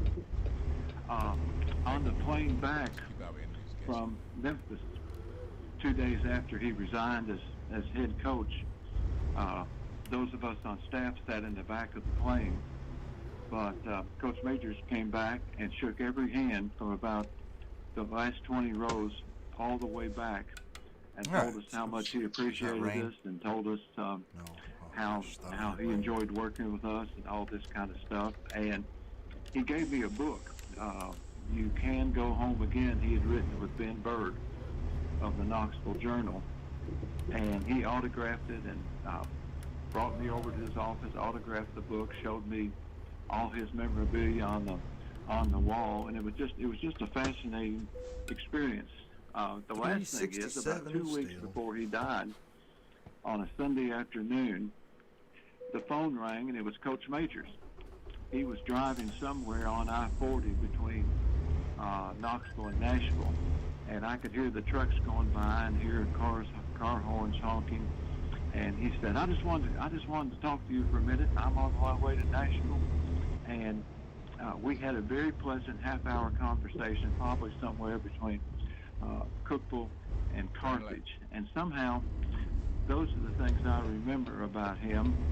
He never was afraid to pick up the phone and call you, even though he was the head coach and you were a junior staffer. And it was always a fascinating experience dealing with him. And I still go back and look at Barry Rice's videotape that had a great moment with Coach Majors and Bud Ford on it when they were trying to go from Lynchburg to Huntland. And a 20 or 30-minute drive to Huntland from Lynchburg took more than an hour because Bud was giving directions and Coach Majors was disagreeing. And it was just fascinating. Those are things that you remember. And as for whether you like John, I just can't say. I don't like John. Oh, okay. A lot of people don't, but Tom, I remember the first time I met Johnny Majors. I was a columnist in Jackson, Mississippi. They had the SEC spring meetings down on the Gulf Coast. It was so different than it is today. Now it's very corporate. In spring meetings, they're always in Destin. Coaches fly in there for one day. They might spend a night, and then they're out of there. There was no camaraderie like it was back then. And I remember being there, and they had a hospitality room, media and coaches. And I remember Johnny Majors in there playing cards with a bunch of other coaches, basketball and football. And he seemed so happy. And that moment really stuck with me, and I thought about it at other times, how so many football coaches always seem to be agonizing over what's going on and with their job. But in that moment, I thought Johnny Majors probably liked being a college football coach more than any coach I've ever been around. He just was really happy doing that, and with all aspects of the job, I thought. The interesting thing was, you referred to him as Johnny Majors, but his mother, Elizabeth Majors, was adamant to the point of telling me one day that she said, I sent three of my boys to the University of Tennessee. Their names were John, Bill, and Bob, and they hadn't been there 6 weeks before they came back to Lynchburg and said, my name is now Johnny, my name is now Billy, my name is now Bobby.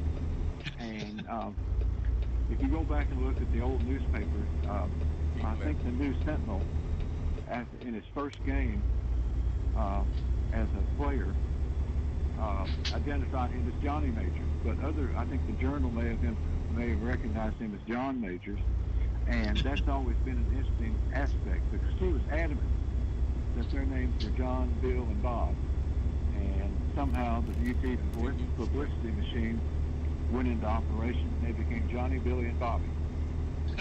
Thomas Mattingly, I love you. Will you come back tomorrow and give me like part 2 of this with Beanstar? I'm enjoying talking to John about it, but I will call you tomorrow. Yeah, John. John's. I don't know. Every now and then I'd run into John at the Walgreens in Fountain City. Is this John Majors? No, John Adams. Oh, okay. Do tell. And he was fascinating, and I enjoy reading his stuff. You're the man. Much love to you. How's that for an endorsement? Thank you, Tom. The great Tom Mattingly. You're a Vol historian. You bow thy head when you say thy name. Also, Tony Jones listening to us in beautiful Michigan said give John Adams a shout out for me. So you got fans. Seniors Helping Seniors is presenting John Adams today. They are a wonderful, life-giving organization. You will find out more about them at seniorshelpingseniors.com online. My name is Tony Basilio. We must step away here momentarily. We got calls. Folks want to talk, and we'll get to you on the other side right after this. Can you believe it's the final Thirsty Thursday tonight at Smoky Stadium? Nothing like watching some great baseball with $1, $2, and $3 beer specials. Get your tickets now at smokiesbaseball.com. We'll see you tonight.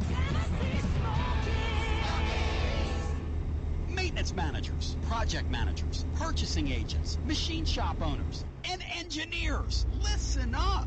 My man Double J Branham and Toolsmith have a special message for you. Toolsmith represents over 75 companies, including Milwaukee, Ingersoll Rand, Harrington, and many, many more. Double J Branham and Toolsmith have tremendous customers throughout our region, like Volkswagen in Chattanooga, Lazy Boy in Dayton, Denso in Maryville, Eastman Chemical in Kingsport, John Deere in Greenville, and A.O. Smith in Johnson City. Now Double J and Toolsmith want to add you to their family of clients. And Double J's a longtime Basilio family member, a multi-year T-Club member. So I'm telling you that you can count on him when you're hunting hoists, cranes, pumps, motors, assembly tools, and engineered material handling solutions, and thousands of tools. Call Double J at Toolsmith, 423-361-8560. That's 423-361-8560. And let him use his engineering experience to help your company select the right tools and equipment for your application. Tool-smith.com. Tool-smith.com. Toolsmith. It's football time all over East Tennessee, and you don't want to cook. So for your next tailgate or football party, let Calhoun's handle the heavy lifting. Visit any of Calhoun's 9 East Tennessee locations on your way to the game and pick up a Calhoun's Feed 5 or Feed 10 family pack. You already know nothing goes better with football than Calhoun's world-famous barbecue. Now you can get the Calhoun's Feed 5 or Feed 10 family pack with amazing barbecue ribs. Calhoun's Feed 5 or Feed 10 family pack is a touchdown in a box. And now with Calhoun's barbecue or ribs. Add the buns, Smoky Mountain baked beans, and creamy coleslaw, and you're winning. Calhoun's even throws in the plates, napkins, and utensils for an easy-to-carry box. And the best part, it's just under $6 per person for the barbecue. Calhoun's Feed 5 or Feed 10 family pack is undefeated, and now with ribs. And brisket available on Wednesdays. Call ahead and order online or from our convenient app, and we'll have it ready and waiting. The Feed 5 and Feed 10 family pack from Calhoun's, one of the Copper Cellar family of restaurants. Calhoun's. Eat local. Eat good.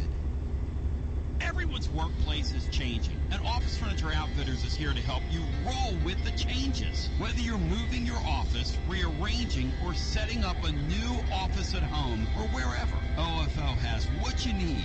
New and used options in stock, ready to go. Desks, sit-to-stand desks, numerous desk chair options transmissions, bookcases, you name it, here and ready for you to pick up or delivered right to you. Check out the in-stock options on their website at ofonox.com or click the link at tonybasilio.com for more. If they don't have what you're looking for, OFO can usually find it very quickly. It's never been easier to outfit your office. And don't forget, Office Furniture Outfitters is still your local Herman Miller dealer. Aeron chairs and emergency landing on the highway. No job too big Responded or too by small, one lone and they police can come to officer. you, measure your space, deliver right to you, and set everything up. Or we can work with you remotely, live and local for over 25 years. Office Furniture Outfitters. Call 524-3003 or visit ofonox.com. Office Furniture Outfitters.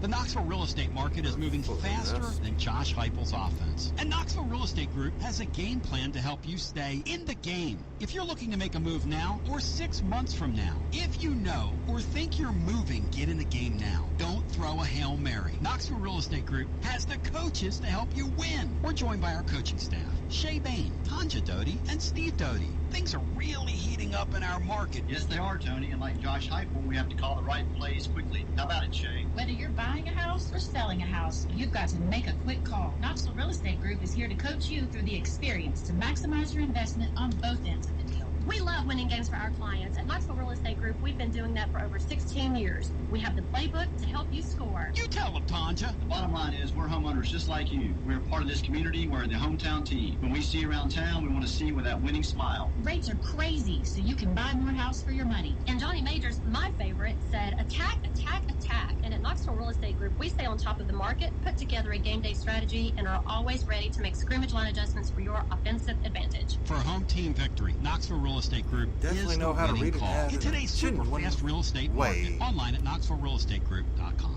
Life never stops moving. And between the 30-minute commutes, daycare pickups, weekly soccer practice, Tuesday night yoga, X number of coffee runs, and that weekend trip to Grandma's, you're racking up the miles. What you need is a tire that can keep up. A tire designed for what's doers. up, man? A tire that's going to last. Like the exceptionally long-lasting I don't know if you saw Michelin last Defender time, tire with but an 80,000-mile warranty and the safety we and actually comfort bought you expect. a Western you can Star forget for you, all man. about the miles ahead It's your and truck focus there. on getting to your destination or conquering your one to-do Western list. Star. Fleet Tire, Peterbilt, I-275 exit Kenworth. 1B at East Woodland Honor Avenue View. in Knoxville. That's Fleet Tire, I-275 exit 1B at East Woodland Have Avenue you, in Knoxville. Fleet Tire. You played the Wyoming TV here stuff for yet? Advent Electric. It's electric. Advent Electric, among the Southeast premier residential and commercial electrical contractors for over 20 years.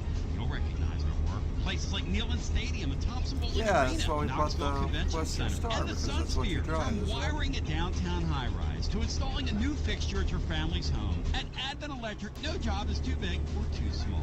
Homeowners, is your electric bill through the roof? Let our team of service experts swear before show you you used the to drive latest a Western trends in Star, the lighting didn't and you? What are you LED driving now? fixtures that'll make your home more energy efficient, keeping your hard-earned money in your pocket. If you're an electrician, we're always looking for quality individuals to join our team, including competitive pay and benefits. And business owners and managers, let Advent's facility maintenance team help you with all your ongoing maintenance issues. With 24-hour service, we can keep your business up and running with one service call. Serving East Tennessee and the Nashville area. 865-588-0631. Online at adventelectric.com. Tell them Bacilio sent you. Advent Electric. It's electric. Advent Electric. Stover's Liquidation knows that the cost of materials to build and remodel a home is going up, have any Volvos but yet. our prices are I don't know if I ever will Stover's either. Liquidation, great prices Not a every fan. day. Luxury vinyl Found my fronts starting first at 69 Freightliner cents per square foot. dealership. Refinish Checked out some of those trucks. I'm a fan. I'm a classic truck guy. That's why we got Just in, beautiful 3/4 by 6 so we got refinish a hardwood Lampy flooring, here. several great colors. Get it before it's gone. Peterbilt Come shop us in Oak 389. Ridge or online anytime at stoversliquidation.com. Stover. classic, beautiful truck. Oh yeah. Oh no! Don't, yeah. Tony! Don't, Tony! Oh yeah. No, Tony! Turn it off! Turn it yeah. off! Tony! Cilio back with you, Thank you. 8652 under 5402. We don't have much time to play here, man. Time's slipping by. The great Tom Mattingly, I love you. I can get you in here with Bean Yeah, we've Omar just to been recollect. doing Wyoming Johnny deliveries. Majors Week. Hello and welcome into our next And call. now we're Tennessee going honoring from Johnny Majors, the entire Majors family, and they are doing it right at UT, no doubt about it. Let's get our next call in. Hello and welcome in. You're live on the air with John Adams, presented by our friends at Seniors Helping Seniors, Matt Dixon, and also the great Brian Hartman. Hey, Tone. Yo. John, everybody. It's Chad in Houston. Hey, Chad in Houston. Welcome in. Hey, I want to get back on these quarterbacks again. So I think you guys might be missing something that concerns me is, we talk about the arm strength. We talk about decision making. Even talk about footwork in the pocket, how Joe's standing around too much. But my biggest concern is these receivers getting off on these press coverages and getting separation, because I don't care how accurate our arms are, how strong the arms are. None of that matters if we can't get separation. And I want a quarterback that's going to be able to make plays with his leg and be able to pick up first downs when needed to. And to me, that's what this offense really had me on needs, steam. at least for the next, in my mind, the next few games until this offense starts gaining confidence and these receivers start getting better, is that we're going to need that quarterback that can really make plays with his leg. And to me, that's why I'll bring Hooker off the bench second. And then I think it all depends on if Pittsburgh gets up on us, they jump off on us quick, and how we're moving the ball there. But I might give our starting quarterback, Milton, I may only give him a quarter, depending on how the. What is your Steam name, so I can? Guys. Well, one of the things I noticed about Milton early on that surprised me a bit, because he is a big, strong guy with maybe decent speed for his size, but when he took off running, once he got past the line, it was though he was bracing himself. It was almost the equivalent of sliding while standing up. He was bracing himself before he took on a tackler. And I don't know if you were able to watch the Ole Miss game against Louisville and watch Matt Corral play, who was practically going Tim Tebow on people, and he's not that big. But he was initiating contact, and I don't necessarily advise that. But as big and strong as Milton is, he can take on a defender and make yardage upon contact. And yet he was slowing down and bracing himself, and I didn't think that was a good look. He seemed to get better at that as it went along. Since we last checked, okay. It's an interesting observation. I noticed the same thing. I talked about that the post game. And you're talking about how when he's running and contact's getting ready to happen, he would almost like a turtle in a shell, just stop with the ball and stand there, and here comes the contact. It's very strange. It's very odd. I don't think I've ever seen a guy, because he's so big, maybe he can get away with that, John. You either get on the ground there or you initiate contact. You don't just stand there like that. You notice what I noticed. It's really weird looking. Yeah, you're asking yourself to really get hit. Yes, really strange. Either go down or go ahead and run and try and make extra yardage. Really strange. And for one quarter, that ain't going to happen, man. He would have to be Jared Garantano last year against Kentucky to get pulled after one quarter. Well, anyway, guys, that's my biggest concern going into these games, and especially getting the SEC plays.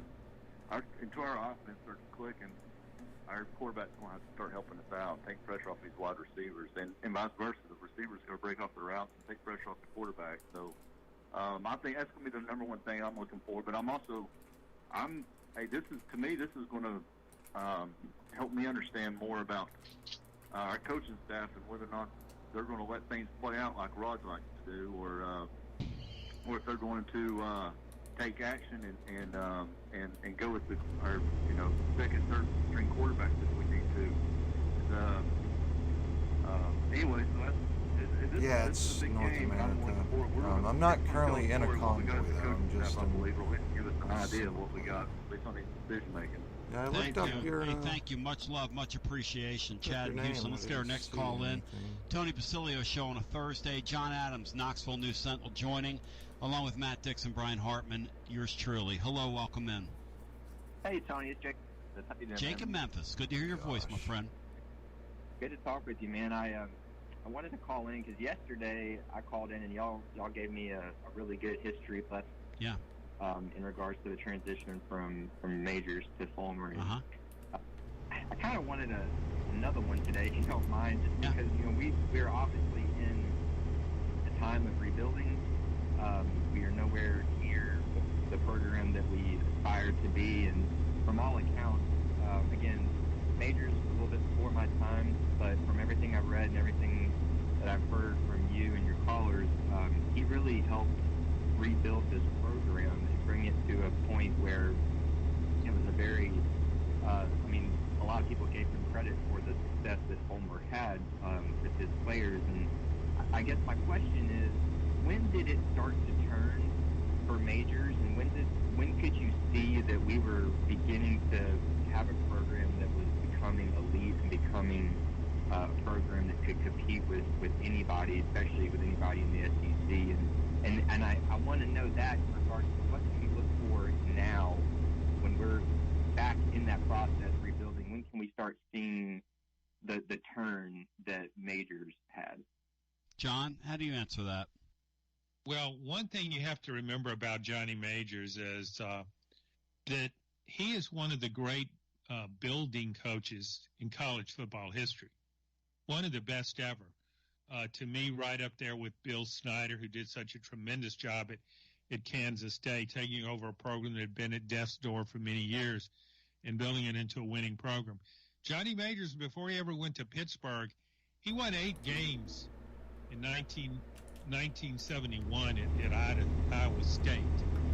And that was not the Iowa State of today that's supposed to contend with Oklahoma for the Big 12. It was right down there with Kansas State. It was pretty much a laughingstock.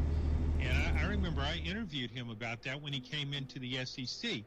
And I wasn't here, but I was at another paper, but I interviewed him about that. And he talked about all the problems, the lack of facilities and everything. But he was able to get some big-time players in there. Matthew Blair, I think, was one of them, a linebacker that played a long time in the NFL. Interesting. But he was the only games they lost in the regular season were to Nebraska, Oklahoma, and Colorado, which finished 1, 2, 3 in the country in the final top 25 poll. But my point is, not everybody can do that. And it took Majors longer at Tennessee than it did at Pittsburgh. And he never had a team in Tennessee like Pittsburgh. But he laid the groundwork. And go back and you look 89, 90, and 91 under Johnny Majors. That's, to me, where Tennessee really turned the corner and has elite talent. Its defense wasn't quite where it needed to be. But overall, he was getting big-time players, and they had really tough schedules back then. Really tough schedules. Non-conference as well. But that's what Phil Fulmer was able to build on. But the foundation was there. Still no money Johnny Majors laid that foundation. And that was the tough part. And he did that wherever he coached. You know, the thing that this team's got to do right now, Jake, the short answer to this is, because the Tennessee that Majors walked into didn't have any facilities. And so they had let it get kind of dilapidated, and they had fallen behind the curve. That's not the case with Tennessee now. Tennessee's got the best of the best of the best of the best of the best still. Now, people say, well, Alabama. Of course, Alabama's modern-day Babylon. I mean, for all I know, they've got weapons of mass destruction down there. They got everything else. But the point is that what Tennessee has to do now is, and this is a real simple answer from a simpleton, but they've got to start winning games like Saturday's game. Now, I don't know if it's too soon to do that, but the first thing these programs all do is they start beating people in their building. And I'm a believer in that. And then at some point, you start winning games on the road, but you've got to start winning games in your building. Neyland Stadium's become a very easy place to play for visiting teams. Yeah, and it's not the fans' fault, by the way. No, it really has. What was Majors' game that you're talking about? What was his first kind of big game that he won that really got things going? Probably the thing that showed life was that Notre Dame game in '78, the Hubert Simpson game people talk about to this day. Is probably, and it'd be a great question to ask Tom Mattingly, but that's probably, go ahead, Matt, you jump in here. That's probably the game. And then in '82, when they defeated Bear Bryant and had a 4-game winning streak, which led to the Sugarval deal, and then that run into the late '80s. But you got to have credibility wins along the way, and that's one thing Gumpy Colt Medina never did. And Butch Jones had a chance to get some credibility wins, but even he squandered them. He almost got over the hump, but he couldn't quite get there. Go ahead, Matt. Keep laughing.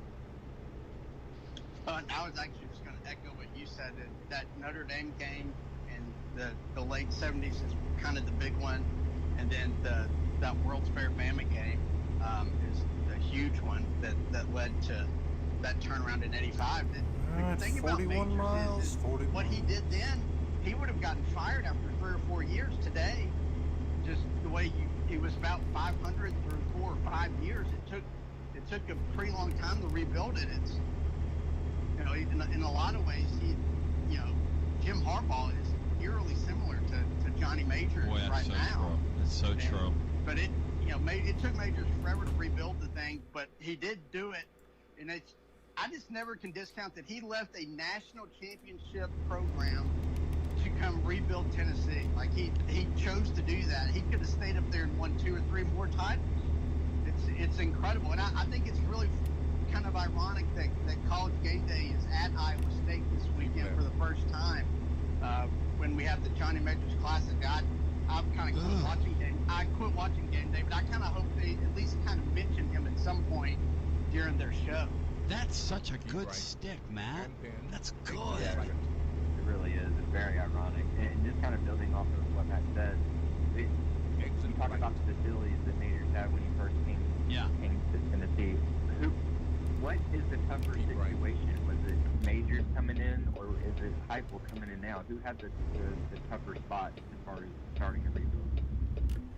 Well, I think it's similar, but as Tony mentioned, the facilities are so much better now. I mean, that wasn't the case when Majors talked to me when I interviewed him back then about the facilities. Quite a difference. And Tennessee has always needed to recruit nationally, regionally, but also nationally. And to do that, you have to have premier facilities. Tennessee didn't have that then. It does now. It doesn't lose players to facility. I think what makes Heupel's situation so different compared to most coaches, Tennessee coaches, is that all the transfers that he lost, he lost a lot of good players. Not great players, but pretty good players. And if they were all here, I think, you're talking about a 7 or 8 win team maybe. So I think that they were different, but they were similar in that respect. One of the things that you have to remember, though, when Johnny Majors came here, and I know he was slow getting it going, but the talent had declined, and the schedule was brutal.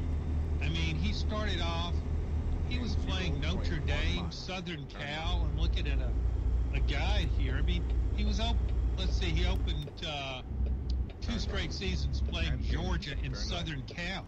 That's when Southern Cal was winning national championships. Brutal. And all their tailbacks were winning. Brutal. How about Pitt? How about when they played Pitt? They played Pitt. Yeah. And here's the thing about Pitt. Pitt now, and Jake, thanks for the call, 'cause that's great stuff. Jake, I want to refer you over to our website. We have a series of podcasts up called Gate 21s. We discuss a lot of this history with the aforementioned Tom Mattingly, who was on here, and I got several others we're gonna bring to market here shortly. But they're excellent for those of you that are younger and you want to learn about some of this history, and it's got tons of nuggets in there. John, you were talking about that before. One thing I want to ask you guys upon our continuance, and I'll get some calls in as well. And this thing is just fast moving today, and I apologize. But when we come back, that whole concept of leaving a national championship program doesn't happen. TB here, and Seniors Helping Seniors is something I'm excited to tell you about. This is a life-giving change in the way we treat and care for the seniors among us. If you have a senior in your life, I hope you'll consider Seniors Helping Seniors. Seniors Helping Seniors help seniors maintain their independence and live out their lives at home with dignity, using caregivers who are compassionate fellow seniors throughout East Tennessee. Our in-home care doesn't just feel like a service. It's more like getting help from a friend. We're all about companionship and a true connection. at Seniors Helping Seniors. Call 865-269-4483. That's 865-269-4483. Online at seniorshelpingseniors.com. Seniors Helping Seniors. Let's fire up the old Tony Basilio here from my good friend Marcos Garza in your Garza Law Firm. Pretty jacked up that it's football time in Tennessee. How about you? Well, I still have word of a troubling development and what we can do about it. Because carpetbaggers remain in our area. Out-of-town law firms, carpetbaggers, have been swarming into East Tennessee lately. Firms from Memphis, Chattanooga, Birmingham, they've stormed into our area. You've seen the ads on television. You've heard some of these new ads that are popping up on radio. Let me ask you a question. Wouldn't you rather do business with somebody that's live and local? A local law firm? You know, a true neighbor. Marcos Garza and my friends at your Garza Law Firm are exactly that. These are your neighbors, your friends, our neighbors and friends. Support local causes year-round. Marcos Garza and the Garza Law Firm, always there for me when I have a need. For Fish Hospitality Pantry, and also our Machi Tailgate, just to name a couple of things. They're live and local. They're one of us. They're of our earth. The Garza Law Firm works to serve you professionally on criminal matters, injuries, and accident matters. The Garza Law Firm is here for you at GarzaLaw.com. And they will be for many, many years to come. Live, local, one of us, one of you. The Garza Law Firm. Let us help. What do you call a group of friends who wear the same jersey for good luck, no matter how old it is, and who support their team through thick and thin, week after week, as if the very season depended on it while drinking Miller Lite? You call it Miller Time, all football season long. Here's to the original light beer. It's Miller Time. Celebrate responsibly. 2020 Miller Brewing Company, Milwaukee, Wisconsin. Adam Buckles is your Medicare specialist, your go-to guy when it comes to Medicare and your Medicare needs. If you're 65 and over or on disability, you owe it to yourself to call Adam Buckles. Adam is licensed all over the Southeast to handle your Medicare needs. Adam is a VFL to the core and wants to help you find the right plan for you. Look, there are many options to choose from. Even if you're already on Medicare, Adam might just have a better plan for your needs. So take it from TB. Call Adam Buckles at 423-213-7655. That's 423-213-7655. But don't just take it from me. Take it from Titans B. Call Adam Buckles. He's my good Christian friend, and he'll take real good care of you. When you need an enhancer or two for your Medicare, call Adam Buckles. 423-213-7655. That's 423-213-7655. Say it, kids! Don't cook on those warm Tennessee days and nights. Let Alidio's Pizza take care of the heavy lifting. You can't beat that patented thin crust taste and Alidio's other goodies like spaghetti, calzone, and Mito's favorite, the stromboli. Mrs. B still loves the big ziti. Alidio's Pizza, your warm weather workhorse. Alidio's Pizza, Callahan Drive at Central Avenue Pike. Say it, kids! Oh, that makes me smile. As we're back with the 865-200-5402. We're going down memory lane here. Okay, national championship coaches that left the year after they won national championships. I've uncovered Johnny Majors did it from Pittsburgh back in the 70s. Howard Schnellenberger did it. He left Miami to go to the United States Football League, believe it or not. That is a real thing. That happened. To take the what was supposed to be the Miami franchise, the United States Football League, which now looks like one of the dumbest things in the world, but that did happen, and he was a great football coach in his day. Howard Schnellenberger was very good. Do not laugh at that. Jimmy Johnson won a national championship in 1987. Then in 88, Notre Dame won the Catholics versus Convicts game. They won the national championship that year. He went to the Cowboys the next year. Are there any other examples, guys, you can think of people that win a national championship, walk off the stage, and take a job somewhere else? Because Majors, if he didn't do that, would have won 2 or 3 more, I believe, at Pittsburgh. I lived in Pennsylvania at the time. They were smoking hot. That Pittsburgh team was smoking hot, and they were incredible, John. Those teams in the late 70s, early 80s, those Pittsburgh teams, they were comparable to what Alabama has on the field now. They were insane how talented they were. That was one of college football's best teams, that 76 national championship team at Pitt. Ever. And then when Jackie Sherrill, another good coach who followed Majors there at Pitt, he had 2 or 3, it seems like, 11-win season. He did. They lost some games, he was in the running for national titles. So you're exactly right. If Majors would have stayed there, they might have won multiple national championships. And I don't know.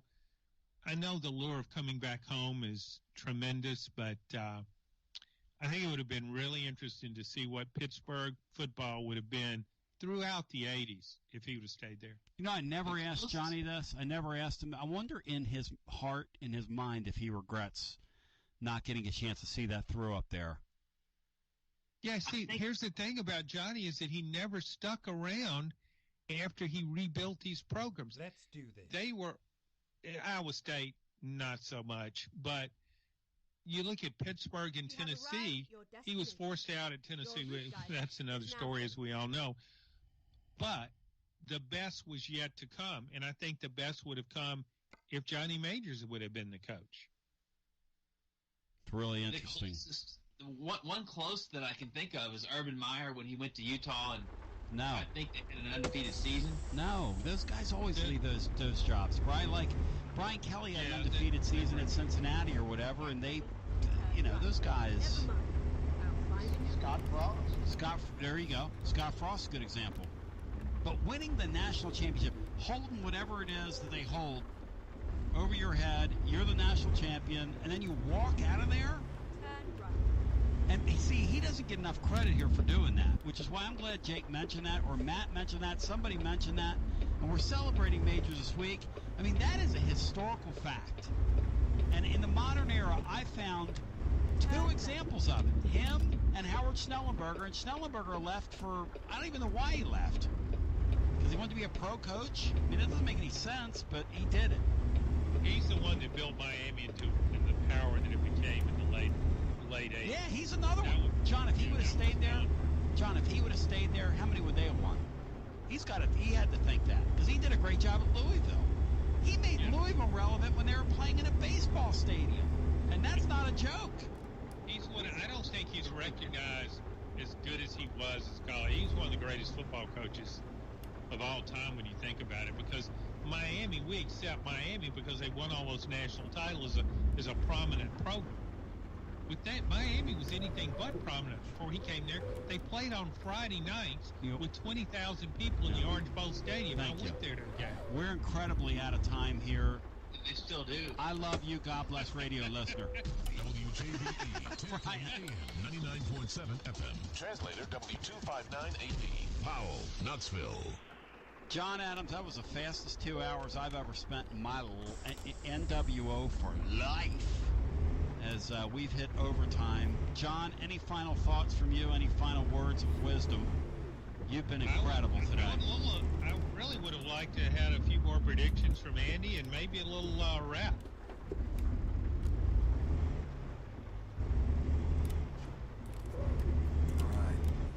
I love Andy. Andy has gone 11-1 yesterday, man. I don't know if you caught that. We're going to go 11-1. Now, Andy does have us losing Alabama, which shows you how dominant Alabama is. He might have us winning the rematch in Atlanta, though. Oh, Andy, I wish so badly that I could go back and be just as woolly as you are. But this has just beaten me to my sports core.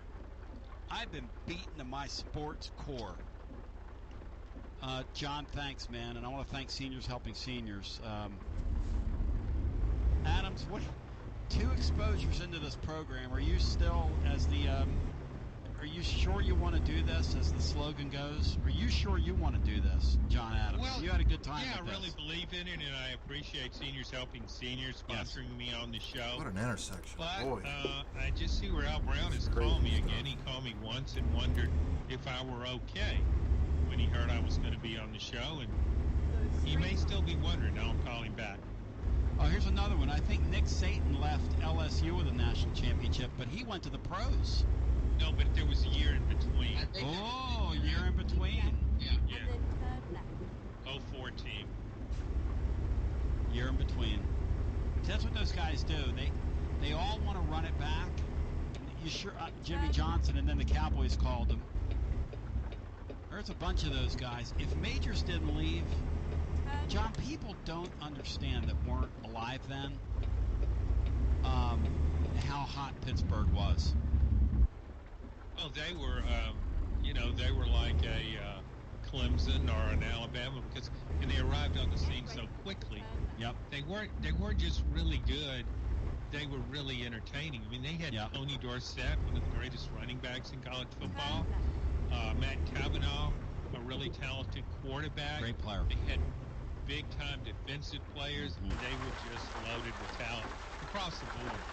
And then like even in the late 70s, early 80s, like when you throw Ricky Jackson out there, and you throw what was the one guy, the Hugh Green, Pat Swilling, everything he was. I mean, they were Jimbo Clover. Is Swilling? Okay, that's right. They were insane how talented Pittsburgh was. You go back and look at their defense. And Majors built on that. Yeah. I mean, they eventually got a Dan Marino at quarterback. Yeah.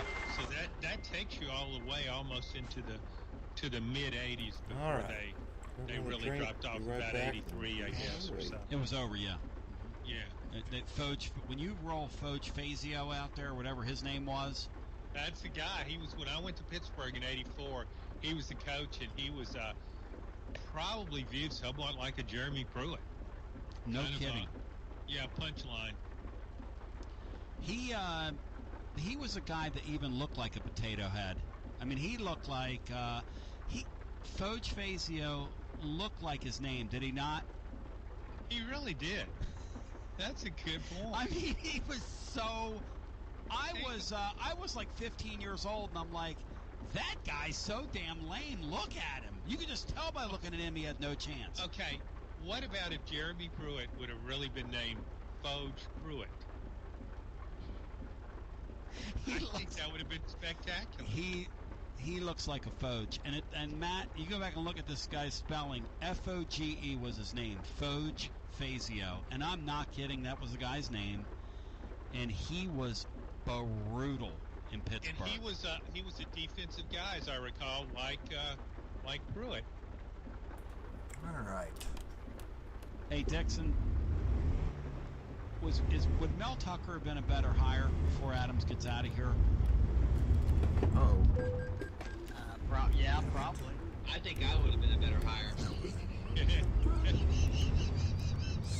You could have made a better presentation. Is he the worst hire, John, on the way out? Was this guy right here, as he's walked into this job? This thing is worse than it's been since you and I have been here. Yes. Oh yeah, Jeremy Pruitt, one of the worst hires in any sport in UT history. I don't see how you can argue that. The weird thing and the ironic thing about Fulmer is that he did a better job for East Tennessee State for stabilizing their deal than he did this one. I mean, you giggle at that. You guys can all laugh at that, but that's the truth. John, don't say Fulmer never rebuilt something. He built ETSU. Yes, he did. John, thanks. Good talking to you. See you guys. You're the man. I mean, like, in what world? By the way, what have you guys enjoyed having Adams on here? Matt, have you enjoyed it? Having Adams on here. Absolutely, it's great. He's hilarious, isn't he? Oh yeah, and his that kind of dry humor comes through a whole lot better on the radio than it does when it's just riding. Yeah, because he won't know it. Yeah. And he doesn't use Twitter. I guess he probably forgot the password, so he's not on Twitter. Wow! Now that he's off, let's blast him. Kyle Blackburn now joins for an edition of Kyle and the Boys. Kyle, that's what I'm calling this. I'm calling this podcast Kyle and the Boys on Thursdays. Your thoughts on that?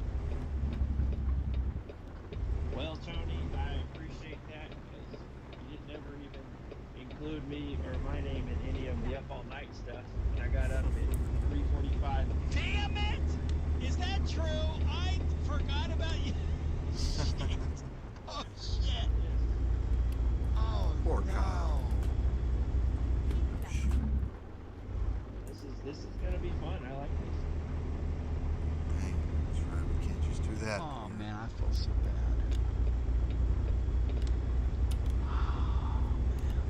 It's okay. We had a great conversation. I don't think you remember any of it. I think at that point you were delusional, but we had a great time and it was good. I like doing that shit. Get to spend some time with Ewad and Matt, and then transfer it over to that morning group with Brian, and you know that was a lot of fun. Yeah. I enjoyed it. We ought to start our own little sports radio station here. You know? We ought to start our own little sports radio. Let's go back to the phones. We all get sick of each other and sick of it very quickly if we did that. Trust me. Hello and welcome into our, if you really want to be ex-friends with your friends, go into business with them. Hello and welcome into our next call. Howdy, Johnny Bozo! Hello and welcome into our next call. Oh, never gets old. Chattanooga, how you doing? Hey, Chattanooga. How you doing, buddy? Been a minute. Been a minute. Been a hot minute. Yeah. So I want to try to clear this up for me. You know, I kind of came up and really had a pastor of mine turn me on with Tennessee football. Used to have me on kind of trinkets and stuff. Really got me into it. Yep. And my dad was from South America, so he was a soccer guy. So you know, this was my introduction to football. And so Johnny Majors had just started turning things around, and it seems like the game that I remember, one of the first ones I remember, you know, big ones, and I may be thinking of Fulmer, excuse me if I am, but it was probably 90, 91 when we beat Notre Dame, came back like 30 points. Yep. At Notre Dame. Yes. That was Majors, wasn't it? Miracle in the Meadowlands. I'm sorry. Yeah. That's Miracle of South Bend. Miracle in the Meadowlands was the Eagle thing. It's the other thing in my Yeah, because I know y'all mentioned something in the 70s, and I was like, I was thinking the one I remember is... That's right. So the one that happened in Neyland Stadium was when Vegas Ferguson and was Joe Montana gone? I think Joe Montana was gone from that team. Maybe he was there, but Vegas Ferguson brought a very talented Notre Dame team into Neyland Stadium, and Tennessee just smashed them. They hammered them. 1978. The one you're talking about was what Johnny Majors termed, we used to have this sounder here, a cold, wintry day in South Bend, and that was when Tennessee came from, I think the score at halftime was, I think they were down 28-0. Brian, what was the score? 31-0? What was the 31-7, I think. Yeah, they were down 24. They were down 24 points, yeah. 31-7, yeah. I remember I got so disgusted, you know, I was at my dad's place and I decided I was going to go deer hunting. So I went up in the woods and I was in a deer stand, and my brother, remember, he never forget, he was singing Rocky Top when they came to get me out that evening, you know. Oh my gosh, so you said, that's it, I've had enough of this, and then it happened. It did. But I grew up such a great time, though, because he turned it around, you know, and beat Miami, Sugar Balls, all that kind of stuff, and then right into Fulmer. I didn't know anything Tennessee winning, you know. I'm 42 now, and, you know, Alabama was just another game that we were just going to beat the hell out of, you know. And then all of a sudden, you know, 08 came, and, you know, we're here. So 29 miles, 4 hours to go. Don't you feel terribly for these kids? And I'm talking about the kids I got on here right now, even if you're 30-something, because they never really experienced what we had a chance to really experience here. And I, like my son and my daughter are 22 years old. They're adults now. And I look at them and I go, you guys have never seen it. My daughter's over there Thursday night. And I'm sitting with her Saturday, and she goes, Dad, it's just so sad. She goes, we didn't look good. I said, yeah, I know. We didn't. I mean, I'm not going to lie to my kid. I'm like, yeah, it's going to be a while here, honey. Yep, it is. And, and I still, I got buddies of mine that are all about my age, and, of course, they're real, talking smack now. And, yeah. Of course, I get to remind them. Of course, it's been a long time now, but, it'll turn. I remember beating the hell out of y'all every year, 9-10 years in a row, It'll turn. We're going to be sitting there sideways with our caps on sideways and slobber coming down our mouths, but it's going to turn, yeah. Yeah, it will. Too much passion, too much money, too much, facilities. It'll come back. It's time. Too much. But yeah, great talking to you, and I appreciate you. Here's one question that I have though about the quarterback situation. And I learned something from you, Tony. I mean, I picked this up, and I'm just I can be overly optimistic sometimes because I want to see us be good so bad that I don't want to, But I think the fan base is not going to give quarterbacks as much time as we maybe have Garantano really put the pressure on these quarterbacks because, I gave him way too much time, before I said, hey, it ain't working. And I'm telling you, I saw this kid last week, and if he cannot recognize coverage, and in my experience, you don't just coach that over one game. But the way that he could not recognize pressure, it may hurt him. Georgia's going to kill him. And unless they find a way to roll him out and cut the field in half and they really scheme him up, I mean, I'm going to be disappointed in this staff if they hang on to this kid like we saw the last staff do with Garantano. They can't do that. No, the pressure here, Josh Heupel's never felt pressure, first of all. He will absolutely. Kyle, I want you to jump in here, new voice. Kyle, they can't let that kid, if that kid plays badly in the first half like he did in the second half the other day, and he's doing some of those things he did against Bowling Green, people will be booing in Neyland Stadium on Saturday, Kyle. That's going to happen. They were doing it last week. Yeah, they're going to finally. The rain has stopped. I've been around there long enough to know, and I hate booing of college players. Wrong button. Kyle, he can't let that kid go out there and play 4 quarters at that level, can he? I don't think so, Tony. I think that you're going to start to hear more of the natives get restless as it goes on. Absolutely. I think it's going to happen faster than you think. I think it's going to happen real quick. Yeah, I agree with that. And I think Gitmo poisoned the water. I think the whole Gitmo experience has made us a very impatient fan base when it comes to quarterbacks. People say, well, you're a part of that, Tony. You were critical of him. That has nothing to do with me. It has everything to do with the fact that he was so bad for so long, and they put the fan base through that for no reason at a Division I school. It was idiotic. Yeah, it was. I mean, you spoke truth, and I debated you a little bit on it, especially after that Auburn game and stuff. Yeah. But I mean, it was just the way it was, and I'm not going to do it again. If I see that kind of stuff right off the get, they got to prove it to me at that point. I'm going to be critical because we got to get the right guy in there. Because if we don't have the quarterback position where it needs to be, we're going to be in the dumps. Period. You can't compete. So yeah. So last thing I'll say is one thing that y'all brought up that I thought was important. And somebody mentioned that Johnny Majors wouldn't get the same amount of time currently to rebuild our current environment that we're in now. But I disagree with that a little bit. Yep. Because if we had a coach come in here, not necessarily a Tennessee guy, but if we hired a coach that this fan base saw just win a national championship and saw build a program, I don't think you'd have this fan base have a problem with giving them a lot more leash.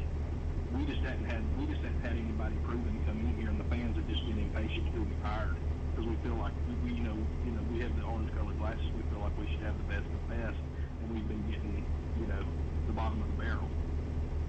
Interesting. That's an interesting point of discussion, and I appreciate you. Thank you down in the Scenic City. Matt, you said it. I guess the only thing in the modern era that's close to it, and they're kind of our sister program in nonsense, is Nebraska. And they had a guy come back home. Now, he's not as legendary a player as Johnny Majors was. Johnny Majors is a legendary player now from a legendary Tennessee family. I'll be curious to see, Matt Dixon, how far Nebraska goes with Scott Frost. Yeah, he's already on the. It's Jim Harbaugh, Michigan's the best comparison. Nice.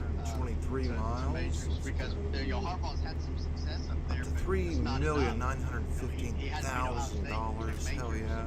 What, 5 or 6 years before he beat Bama? Yeah. So there's a lot of similarities there. Okay, get closer. I mean, he's getting ready to get It's running. coming. $4 million is on its way. Out of there, unless they have some miraculous turnaround. So it's tough. It's tough. It's just tough to rebuild now, especially at these programs that have tradition and a lot of success, but aren't necessarily the greatest recruiting geography. Well, don't you see where Nebraska had to? I guess charities had to step in and buy a bunch of tickets and hand them to kids who never got to go to the game. That's right. Extend their sellout streak. That's right. And when that starts happening, that means your sellout streak's over because they're only going to do that for a couple more games, and then your sellout streak's going to be over. Kyle, you were saying, go ahead. I just think the reputation of your coach will also accelerate or slow down how much time your fans are going to give. So, I mean, Heupel's clearly better qualified to team and develop quarterbacks than the previous 3 coaches we've had, and I think that's going to factor in as well because you kind of gave Pruitt a break because he's on the defensive side of the football. I don't know what Butch Jones ever really specialized in. I think he was actually an okay coach for the first 2 years that he was here in terms of what he had to do, and then we realized that's no good there for moving forward, but I have no idea who Julie was. But I think Heupel is a quarterback guy, so I think that's also going to factor in 85 miles. How much time the quarterback gets, because fans are going to say, hey, this is your specialty, this is your deal. Right, exit right, yes ma'am. With the defense not being very good, it's like, hey man, that's your side of the ball.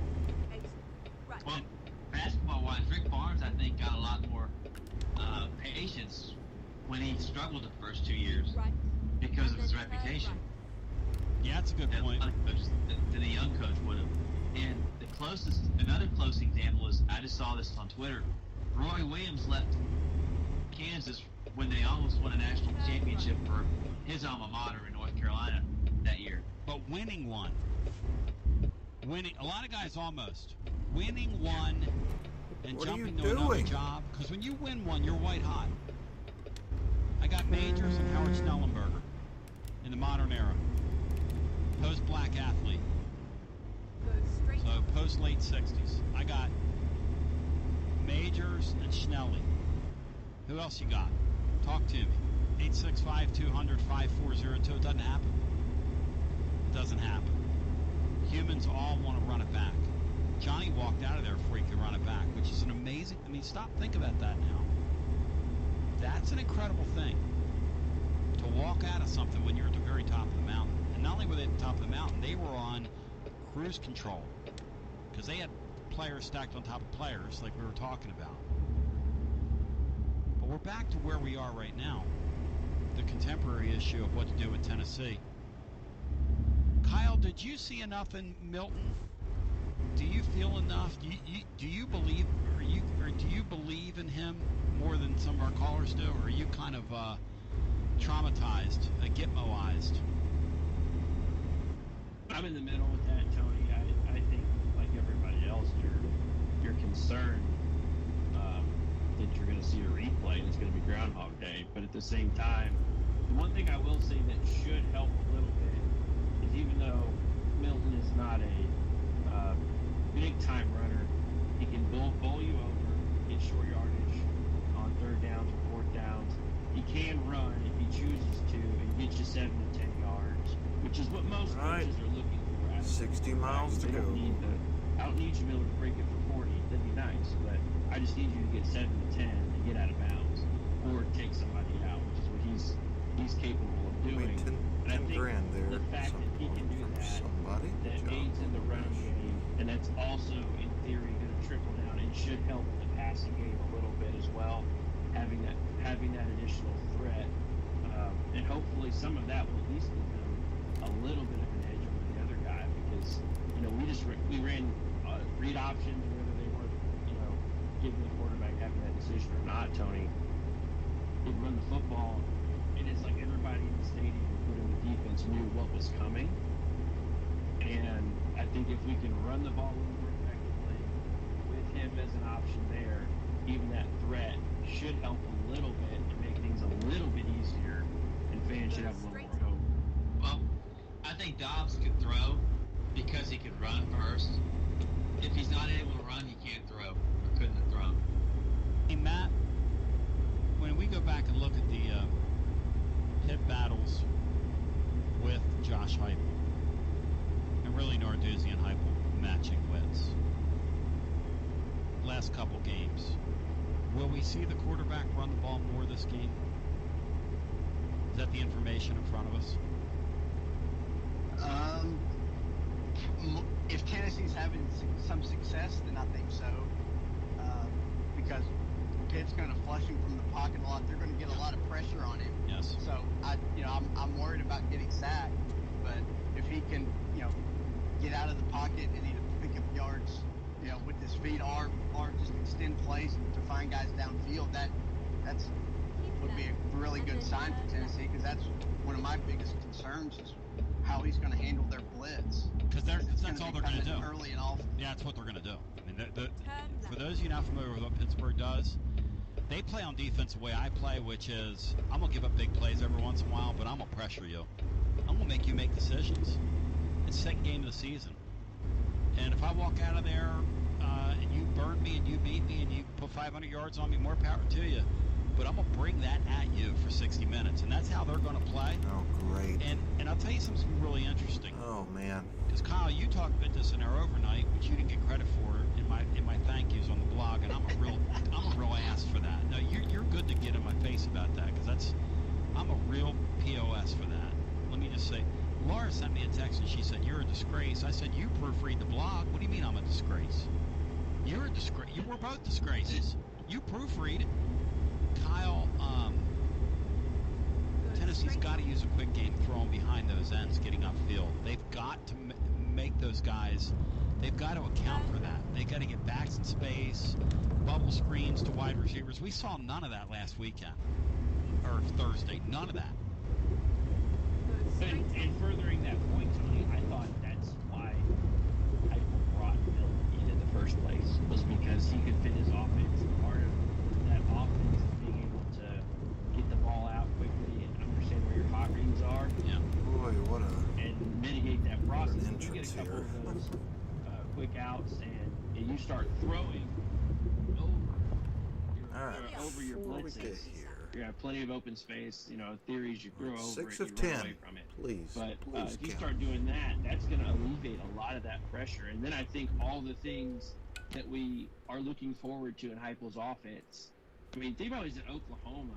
It seemed like every highlight was a touchdown, and those guys weren't even. There wasn't anyone within 20 yards of those guys.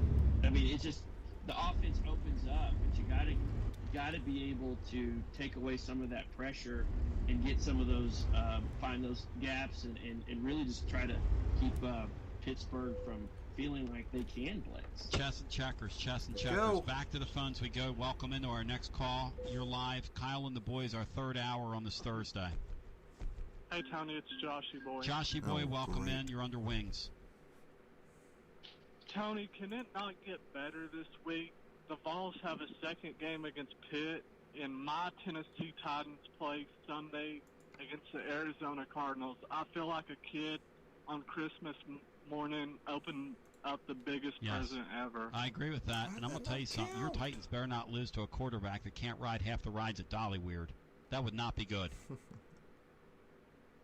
Yeah, I know, Tony. That little sawed-off midget frustrated me last year. He beat the Eagles. That's a disgrace. When your team loses to that little sawed-off midget, that's a disgrace.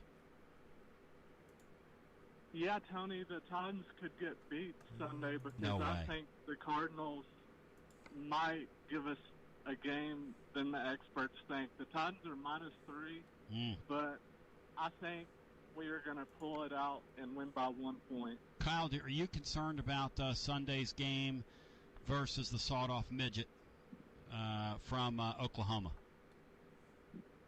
I'm concerned about every game the Titans play. Why? They're good, but you guys are going to go 10-7, 11-6. You're a fine team. You're going to probably win the division with ease. Yeah, let's do you would that think, but you never know. Typically, last one for the night. When they're expected to do something, See they if don't it counts. Hopefully necessarily it counts. perform to the level when they're not quite as Not sure why some of them aren't. favored. So Kyler Murray's a problem, and he's like that little kid that you couldn't tackle in backyard football. I mean, he's like the little quick guy, and he's slippery, he's fast, he can run around, he creates problems. Oh yeah, he extends plays so well. That's right. He'd be perfect in this offense. Yeah, but he seems like he's one big hit away from like never playing football again. Oops. Like you could lay him out and he would end up in the cheerleaders. 5,000% agree with that. Yeah. And when he gets that one big hit, they will not be bringing him off on a stretcher. They'll use a dustpan and a brush for him. If you could ever catch him. Yes. He's going off the field there, Brian. When he gets hit, they can't hit him. No, I trust me. Can't hit him. But when you do hit him, kind of like RG3, dustpan and a brush, Josh, not a stretcher. Dustpan. Who we have tonight in the NFL? We got Cowboys and whom? Bucks. Who wins that game, Joshy boy, under wings? Tampa by 10 points. Really? Yes. The boy band is going down on national television. Miles. Who is the college game tonight, Brian Hartman, if any? There's no college games because they're not going opposite the damn NFL. Wow. But there is tomorrow, I think. A couple laughers. Laughers or rappers? Okay. Like laughers, like the spread's 27 points in both the games, I think. Joshy boy, you're a man of odds and ends, and you like to pick the ponies. Who are you going to take in the rap battle? Andy in Florida and Joshy boy. Go ahead. I got Andy minus 900 against Florida. Florida stands no chance of standing. Thank you. Joshy boy is dropping 100 on Florida. 100, as we say in Italian. My first question is for you and the whole panel, Tony. Do you think Saturday, we will see any trick plays from Josh Heupel? Oh, Matt, great question. Yeah, I think we'll see 2 or 3 kind of wrinkle plays. Yeah, we'll see a couple, I think. All right, we'll be right back, and then we'll finish this night off here. Go ahead, Joshy boy.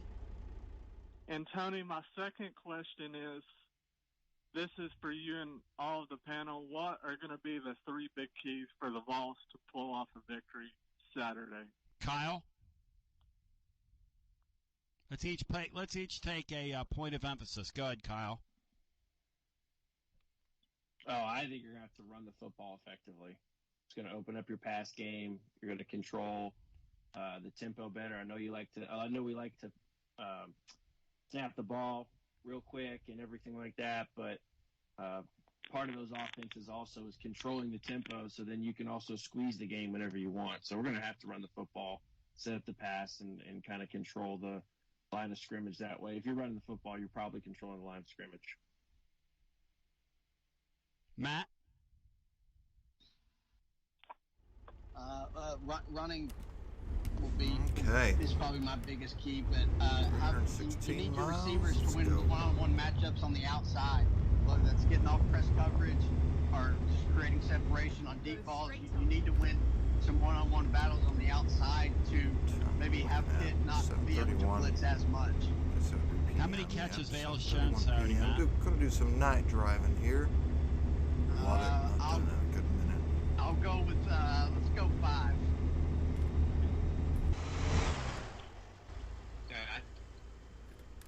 I think the screen game has to be there for you. You didn't show it. You have to use things you didn't show against Bowling Green. And defensively, you've got to somehow keep Pickett from going off. You got to get a good pass rush on him. How many screen passes? There, so you got to get your pass rush, and I think that's the keys. How many screens will the Vols throw Saturday, Bri, against that defense? 10, Brian. I'll say 4. Yeah, I was thinking 4 myself. And Tony, out the door, this is something I tweeted this morning, but this Pitt game kind of reminds me of when California came here back in 05 or 06, I think, and we just beat the brakes off of them. I'm not saying that's going to happen, but Pitt does have some superstars on this team like California did. That's what I think. It has some nice players. It has some nice players, yeah. Thank you, my friend. Good talking to you. Go Vols. Go Vols. Been played in the NFL for years. Russell Okon. Maybe. Was on that team, yeah. They had some linemen that lasted to the NFL. They had those Samoan linemen that lasted years in the NFL. Hey, those Samoa Joes now. You go get those Samoa Joes, and they know what they're doing. You know what town, this was a few years ago, had the most NFL players per capita? Like per capita population? Where's that? It was in Hawaii. On the island of Oahu. I don't know why we don't get more of those. I don't know why. I'd go over there and get those guys. Our 2 Hawaiians were good for us. I like some Hawaiian punch. No, Alabama doesn't. Kyle, you like Hawaiian women? Before we go back to the phones, you see. Kyle, do you find Hawaiian women attractive?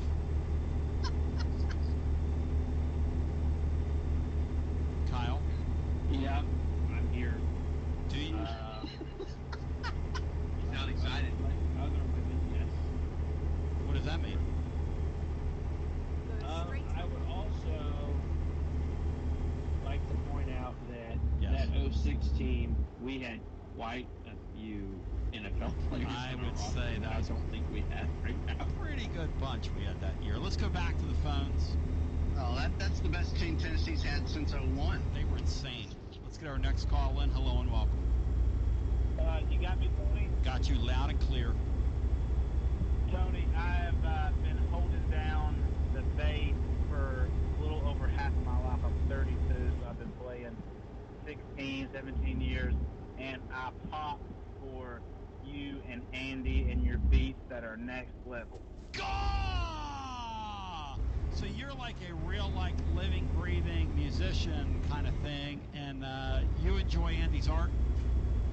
Andy is a lyrical mastermind. Yes, he is a lyrical genius, as you so affectionately call it. Andy he doesn't know this yet, but he's got like a Hey Jude in him, or Andy's got a moment that's waiting for him, a moment in history that's waiting for him. He is coming. Andy's coming. He doesn't know it yet, but he's coming. But Tony, I have to go with Florida in the rap battle. Now why?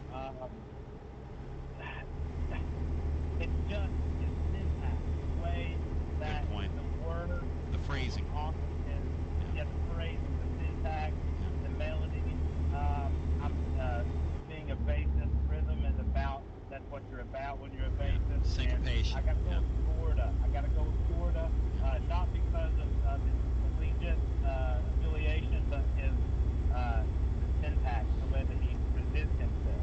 One thing we can all agree on, and Mark Columbus, if you're listening, small mind, I would throw you 2 guys in a deal for Florida to get him in our fan base in a heartbeat. I would ship both you guys out and 4 more horrible callers. I'd do a 6-for-1 trade. Brian Hartman. A 6-for-1 trade in a heartbeat. Isn't Cattleman in the Ole Miss fan base anyway? Well, that's a good point. He's not even in the fan base anymore. He's like a Lady Black Bear now, because he's a Lady Vol fan, and then he's a Lady Black Bear. Tony, I got one more musical reference for you, and then we'll transition to the Vols. But you and Stinko always talk about music, and I hear you talking about right hand technique. You need to check out a guy named Corey Wong out of Minneapolis. He plays with a band called Bullpeck, and they're a funk instrumentalist band. They're next level. They got a bassist named Joe Dart. That's this next level. But look at Corey Wong. He released it recently. Is this Kyle? A signature guitar with Fender, so he's a legit guy. But his right hand is next level. Oh my gosh! It's all in your right hand, brother. These kids all think it's all about your left hand and all the tricks. It's all in your right hand. All in your right hand. Rhythm, baby. Feeling it, baby. Feeling it. Kind of sounded like Kyle. Rhythm on Thursday. Hey, kind of like Milton in the pocket. I didn't see a lot of rhythm from him, and that scared me. No. I'm not gonna lie to you. Tons of shred, if you will. I mean, he could shred. Yes, tons of shred. You gotta dial it back. Mm-hmm. And I think with him going forward, I called it on your overnight show, and I agree with Dino, and I just think that Heupel, he's not going to ride with the guy. I just don't. He's just not going to ride with Joe Milton because of this guy. I think he's legitimately going to look at the fact and we don't know yet. Hey, this dude, gotta see. We got these other guys here. Whether or not, like you said all along, they went out and got him for a reason, but I don't think he's going to ride with him. If he turns out to be not what he expects. So what's that mean? Like in a real world sense, he's bad in the first half against Pittsburgh. They try somebody else, or was it too soon? I don't know. I don't know either. I mean, gotta make a change before halftime. It's gonna be really interesting. I hope we don't get there. I hope that he's a lot better, because if he's not a lot better, our fan base is getting ready to make a snap judgment of him, and they say that first impressions were last. Finish it. Unfortunately for him, finish this night. Can't play. Hopefully this will count towards our Wyoming. I hate to say that, but I know our fan base, and I know we've been through. And like Kyle said, it's not so much what Joe Milton will or won't do. It's what Jared Garantano and that goofball head coach did to this fan base. Sure, why? We have been registering some of them. We're scared to death. Yep. Made sure that the distance was right, all that. So. Forget about it as much as we can, because this is a totally new regime. Yes. Hopefully this will count, so we can get to 7 out of 10, 3 more to go. Power T, traumatized. Hell yeah. And I appreciate you. Great phone call. I love my musicians that are out there. Guys, if Tyon Evans can't play, who gets his carries? Right, I guess. Maybe Milton gets more. How many times does Milton run the ball Saturday, Matt? Not counting sacks, maybe 10 or 12. Wow. You know, one of the things about Heupel's offense that was concerning to me from their UCF days was there was a lot of times where the quarterback had to make an incredible play, either avoiding a rush, scrambling, or just a great throw to make a play on what seemed like routine, kind of plays. They had to do that a lot more than I would have liked. So that's one thing that maybe Milton has that ability, because Foley didn't blitz or really on force him out of the pocket. Maybe that's part of his game that he excels at that we just didn't see last week. And I think that's the most interesting thing about this week is you're getting two teams from opposite ends of the spectrum, talent-wise and approach. Kyle talked about some of the most beautiful things about college football. My favorite thing about college football is that the games all look different. At least they should. You get so many different styles that converge. And Pitt plays this game in an old-school way now on defense. I hope we're ready for it.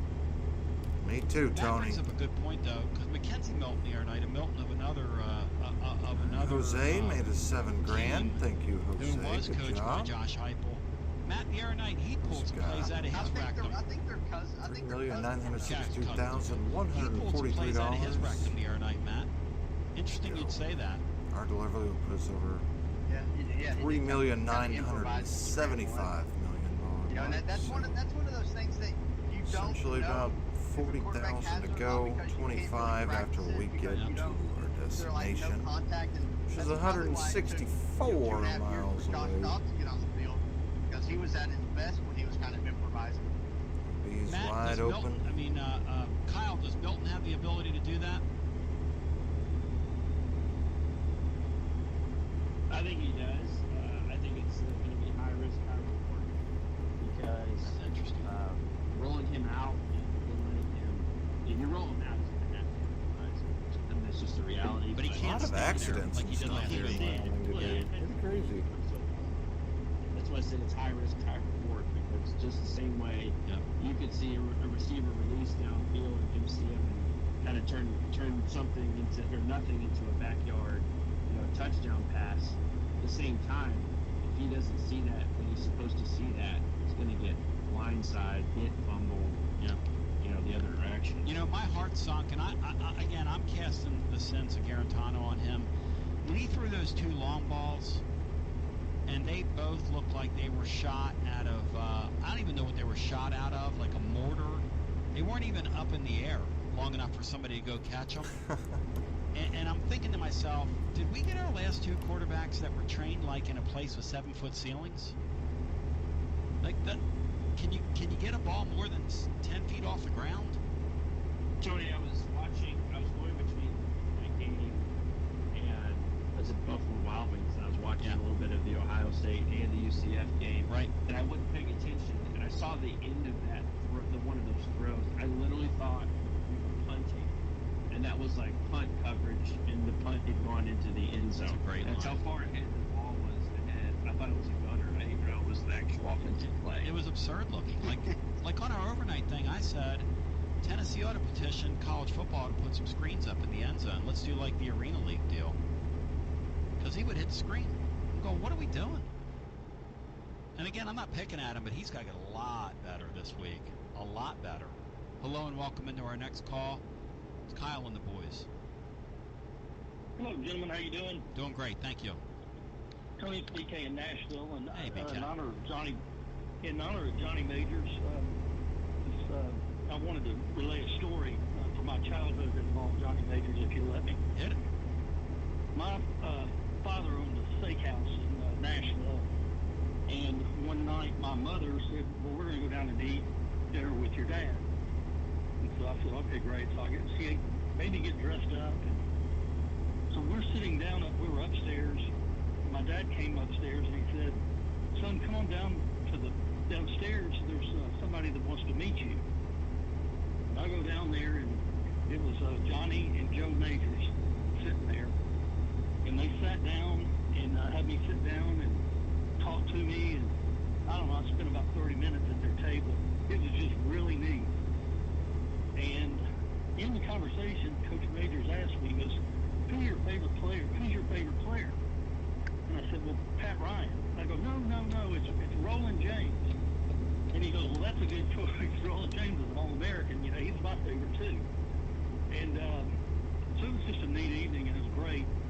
So Wish they would add it to where you actually got pulled over when you my mom said, go get speeding. Go get the mail. And I was like, I'll cop comes up behind you, hits the blue lights, you got to pull over. And so I went down and got the mail. More enjoyable than the current system. And I ripped it open, handwritten note from Coach Majors, and there were 4 jerseys in there. They were the tearaway jersey they used to wear, and it was Pat Ryan's orange and white and Roland's orange and white jerseys.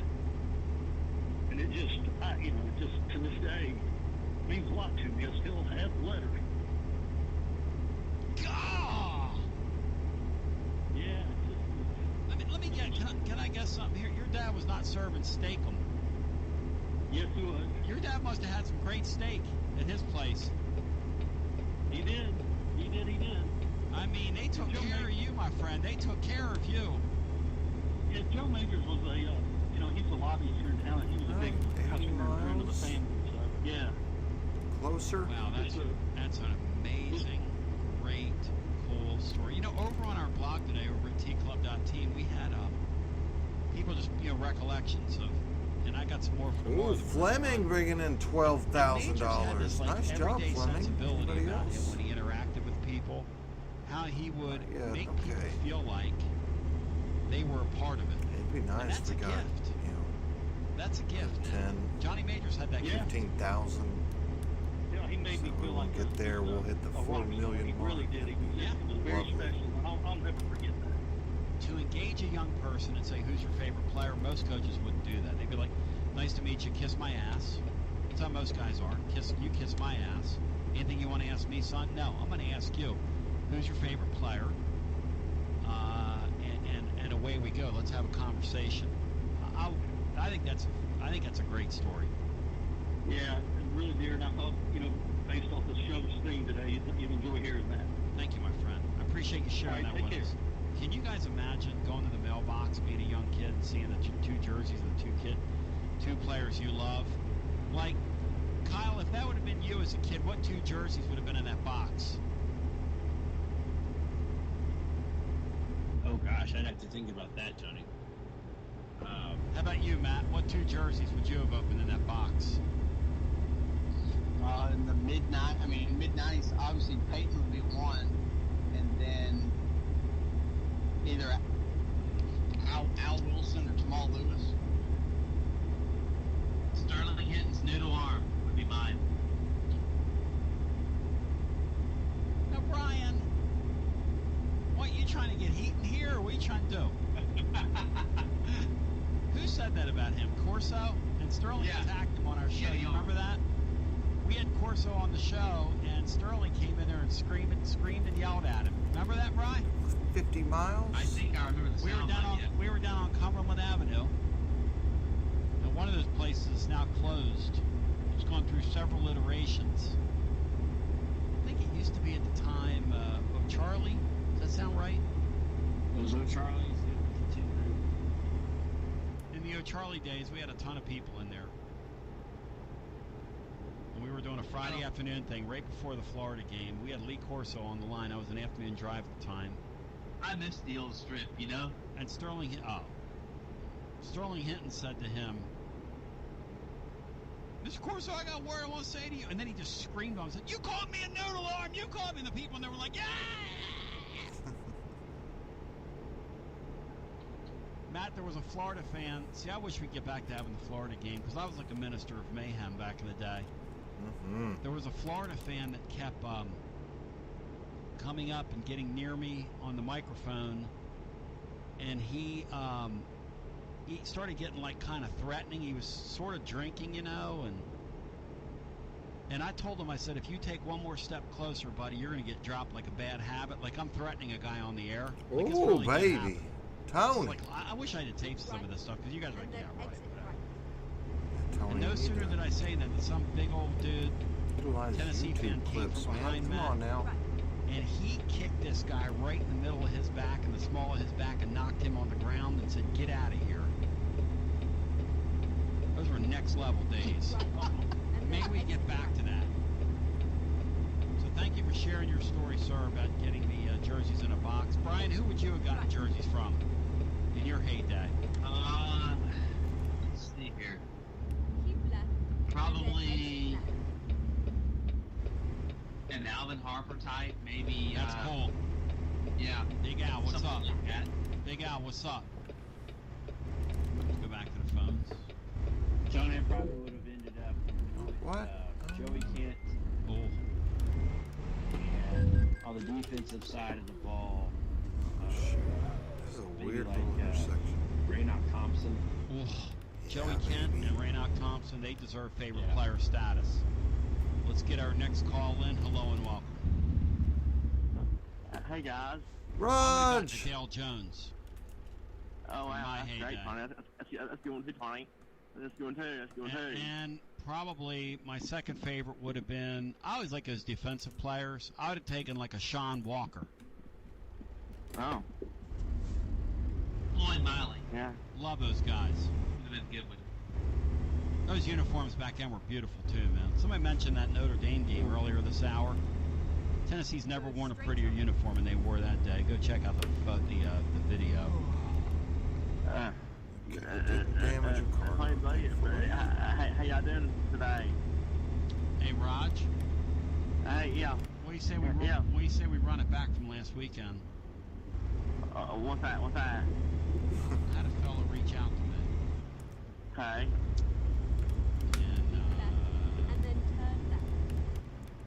I had a fella reach out to me. Yeah. and he said, Tony, we've had a death in our family. But we've had some tickets to the game. And I'd like to see if somebody could use them. And I said, I think I can put them to good use. Roger, how would you like to go again this week? I got plans already, Tony. I will go. Oh, Roger's not even going to the game, Matt. This is brutal. The crowd's going to be brutal in there, Matt. Roger's not even going. It's like you're turning down free food. Oh, really? Free food too? Matt? Free food too, Jay? Get some food out there. I don't know. I don't know. You got plans? Does that mean you're not even going to watch the game? Yeah, I'm watching with a friend. I'm watching with a friend of mine from church. Well, I mean, do they have a driver's license? Yeah, of course. Yeah. Well, I think they do. Well, take your friend to the game. Take your wheel of your automobile, my friend, and swing on down to Ideal. Well, I don't know, Tom. Go. Because he hurt his ankle. I don't think he walked to the. I don't think he walked or not. He hurt his ankle. He told me he hurt his. If he walked or not. Yeah, I mean, what's your friend's name, Raj? Jackie. Jackie, God bless you, brother, for spending time with Raj. And God bless you. And God bless you, Jackie, with your ankle issue. Okay. I'm not sure. I don't think going off. I don't think we're going off. No, I think Raj. I think Leroy can put those tickets to good use. Yeah. You're right. He'd find people to sell them to. Yeah, that'd be good fun. That'd be good for Leroy to go to the game Saturday. So yeah, thanks for the offer, buddy. Thank you, Raj. So how do I do it? I was also, Raj, I was also going to give you guys 2 copper cards to go down to Calhoun's before the game, but it's all right. Oh, really? Go hang out with Jackie. It's cool. All right, okay. Thanks. 2 like all you could eat cards, really. Oh, really? Oh, really? Huh. Get him, Tony. I think that ankle's getting better, Tony. Reel him in. We're going to have us a healing, Raj. We're going to have us a healing on the air here, buddy. Raynock Thompson played like a ruptured spleen for half a season. Oh, wow. Interesting. But anyway, I wanted to ask y'all, Tony, the guy that mentioned about Tony, he was about Pittsburgh, about Tennessee playing Notre Dame with John Majors that year, and he Tennessee won a game, or big win. I want to ask you, Tony, do you remember how much did he have any talent that year when he played Notre Dame that year? Did he have any talent? Was the team any good? You remember the team was any good that year when they beat Notre Dame at their play, Tony? Did that have any? Remember if I had any talent or not that year? Roger, you're talking about the game in '91 that was at Notre Dame? Yeah. Oh man. Yeah. That was a really talented Tennessee team and a really talented Notre Dame team that I believe was still in the running for the national title at that point in the season.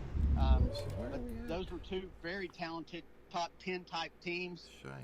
The one where Majors upset Notre Dame here in Knoxville in, I think it was 1978. That was, not a great Tennessee team at all, and it was a big upset to beat a really good Notre Dame team. Oh wow! Okay. Just wonder how. I was curious about that too. About that. But yeah, that's great that they're doing the Giant Major time. Buy it. Sorry, that's great they're doing that, Matt. No, we'll wait. We'll sleep on it. Really awesome, we'll wait. really we'll see. But anyways, folks, thank you for joining us. What he did, that's really great, Tony. Hope you enjoyed it. Hope you enjoyed Tony. Matt, you know what? See you next time. Have a great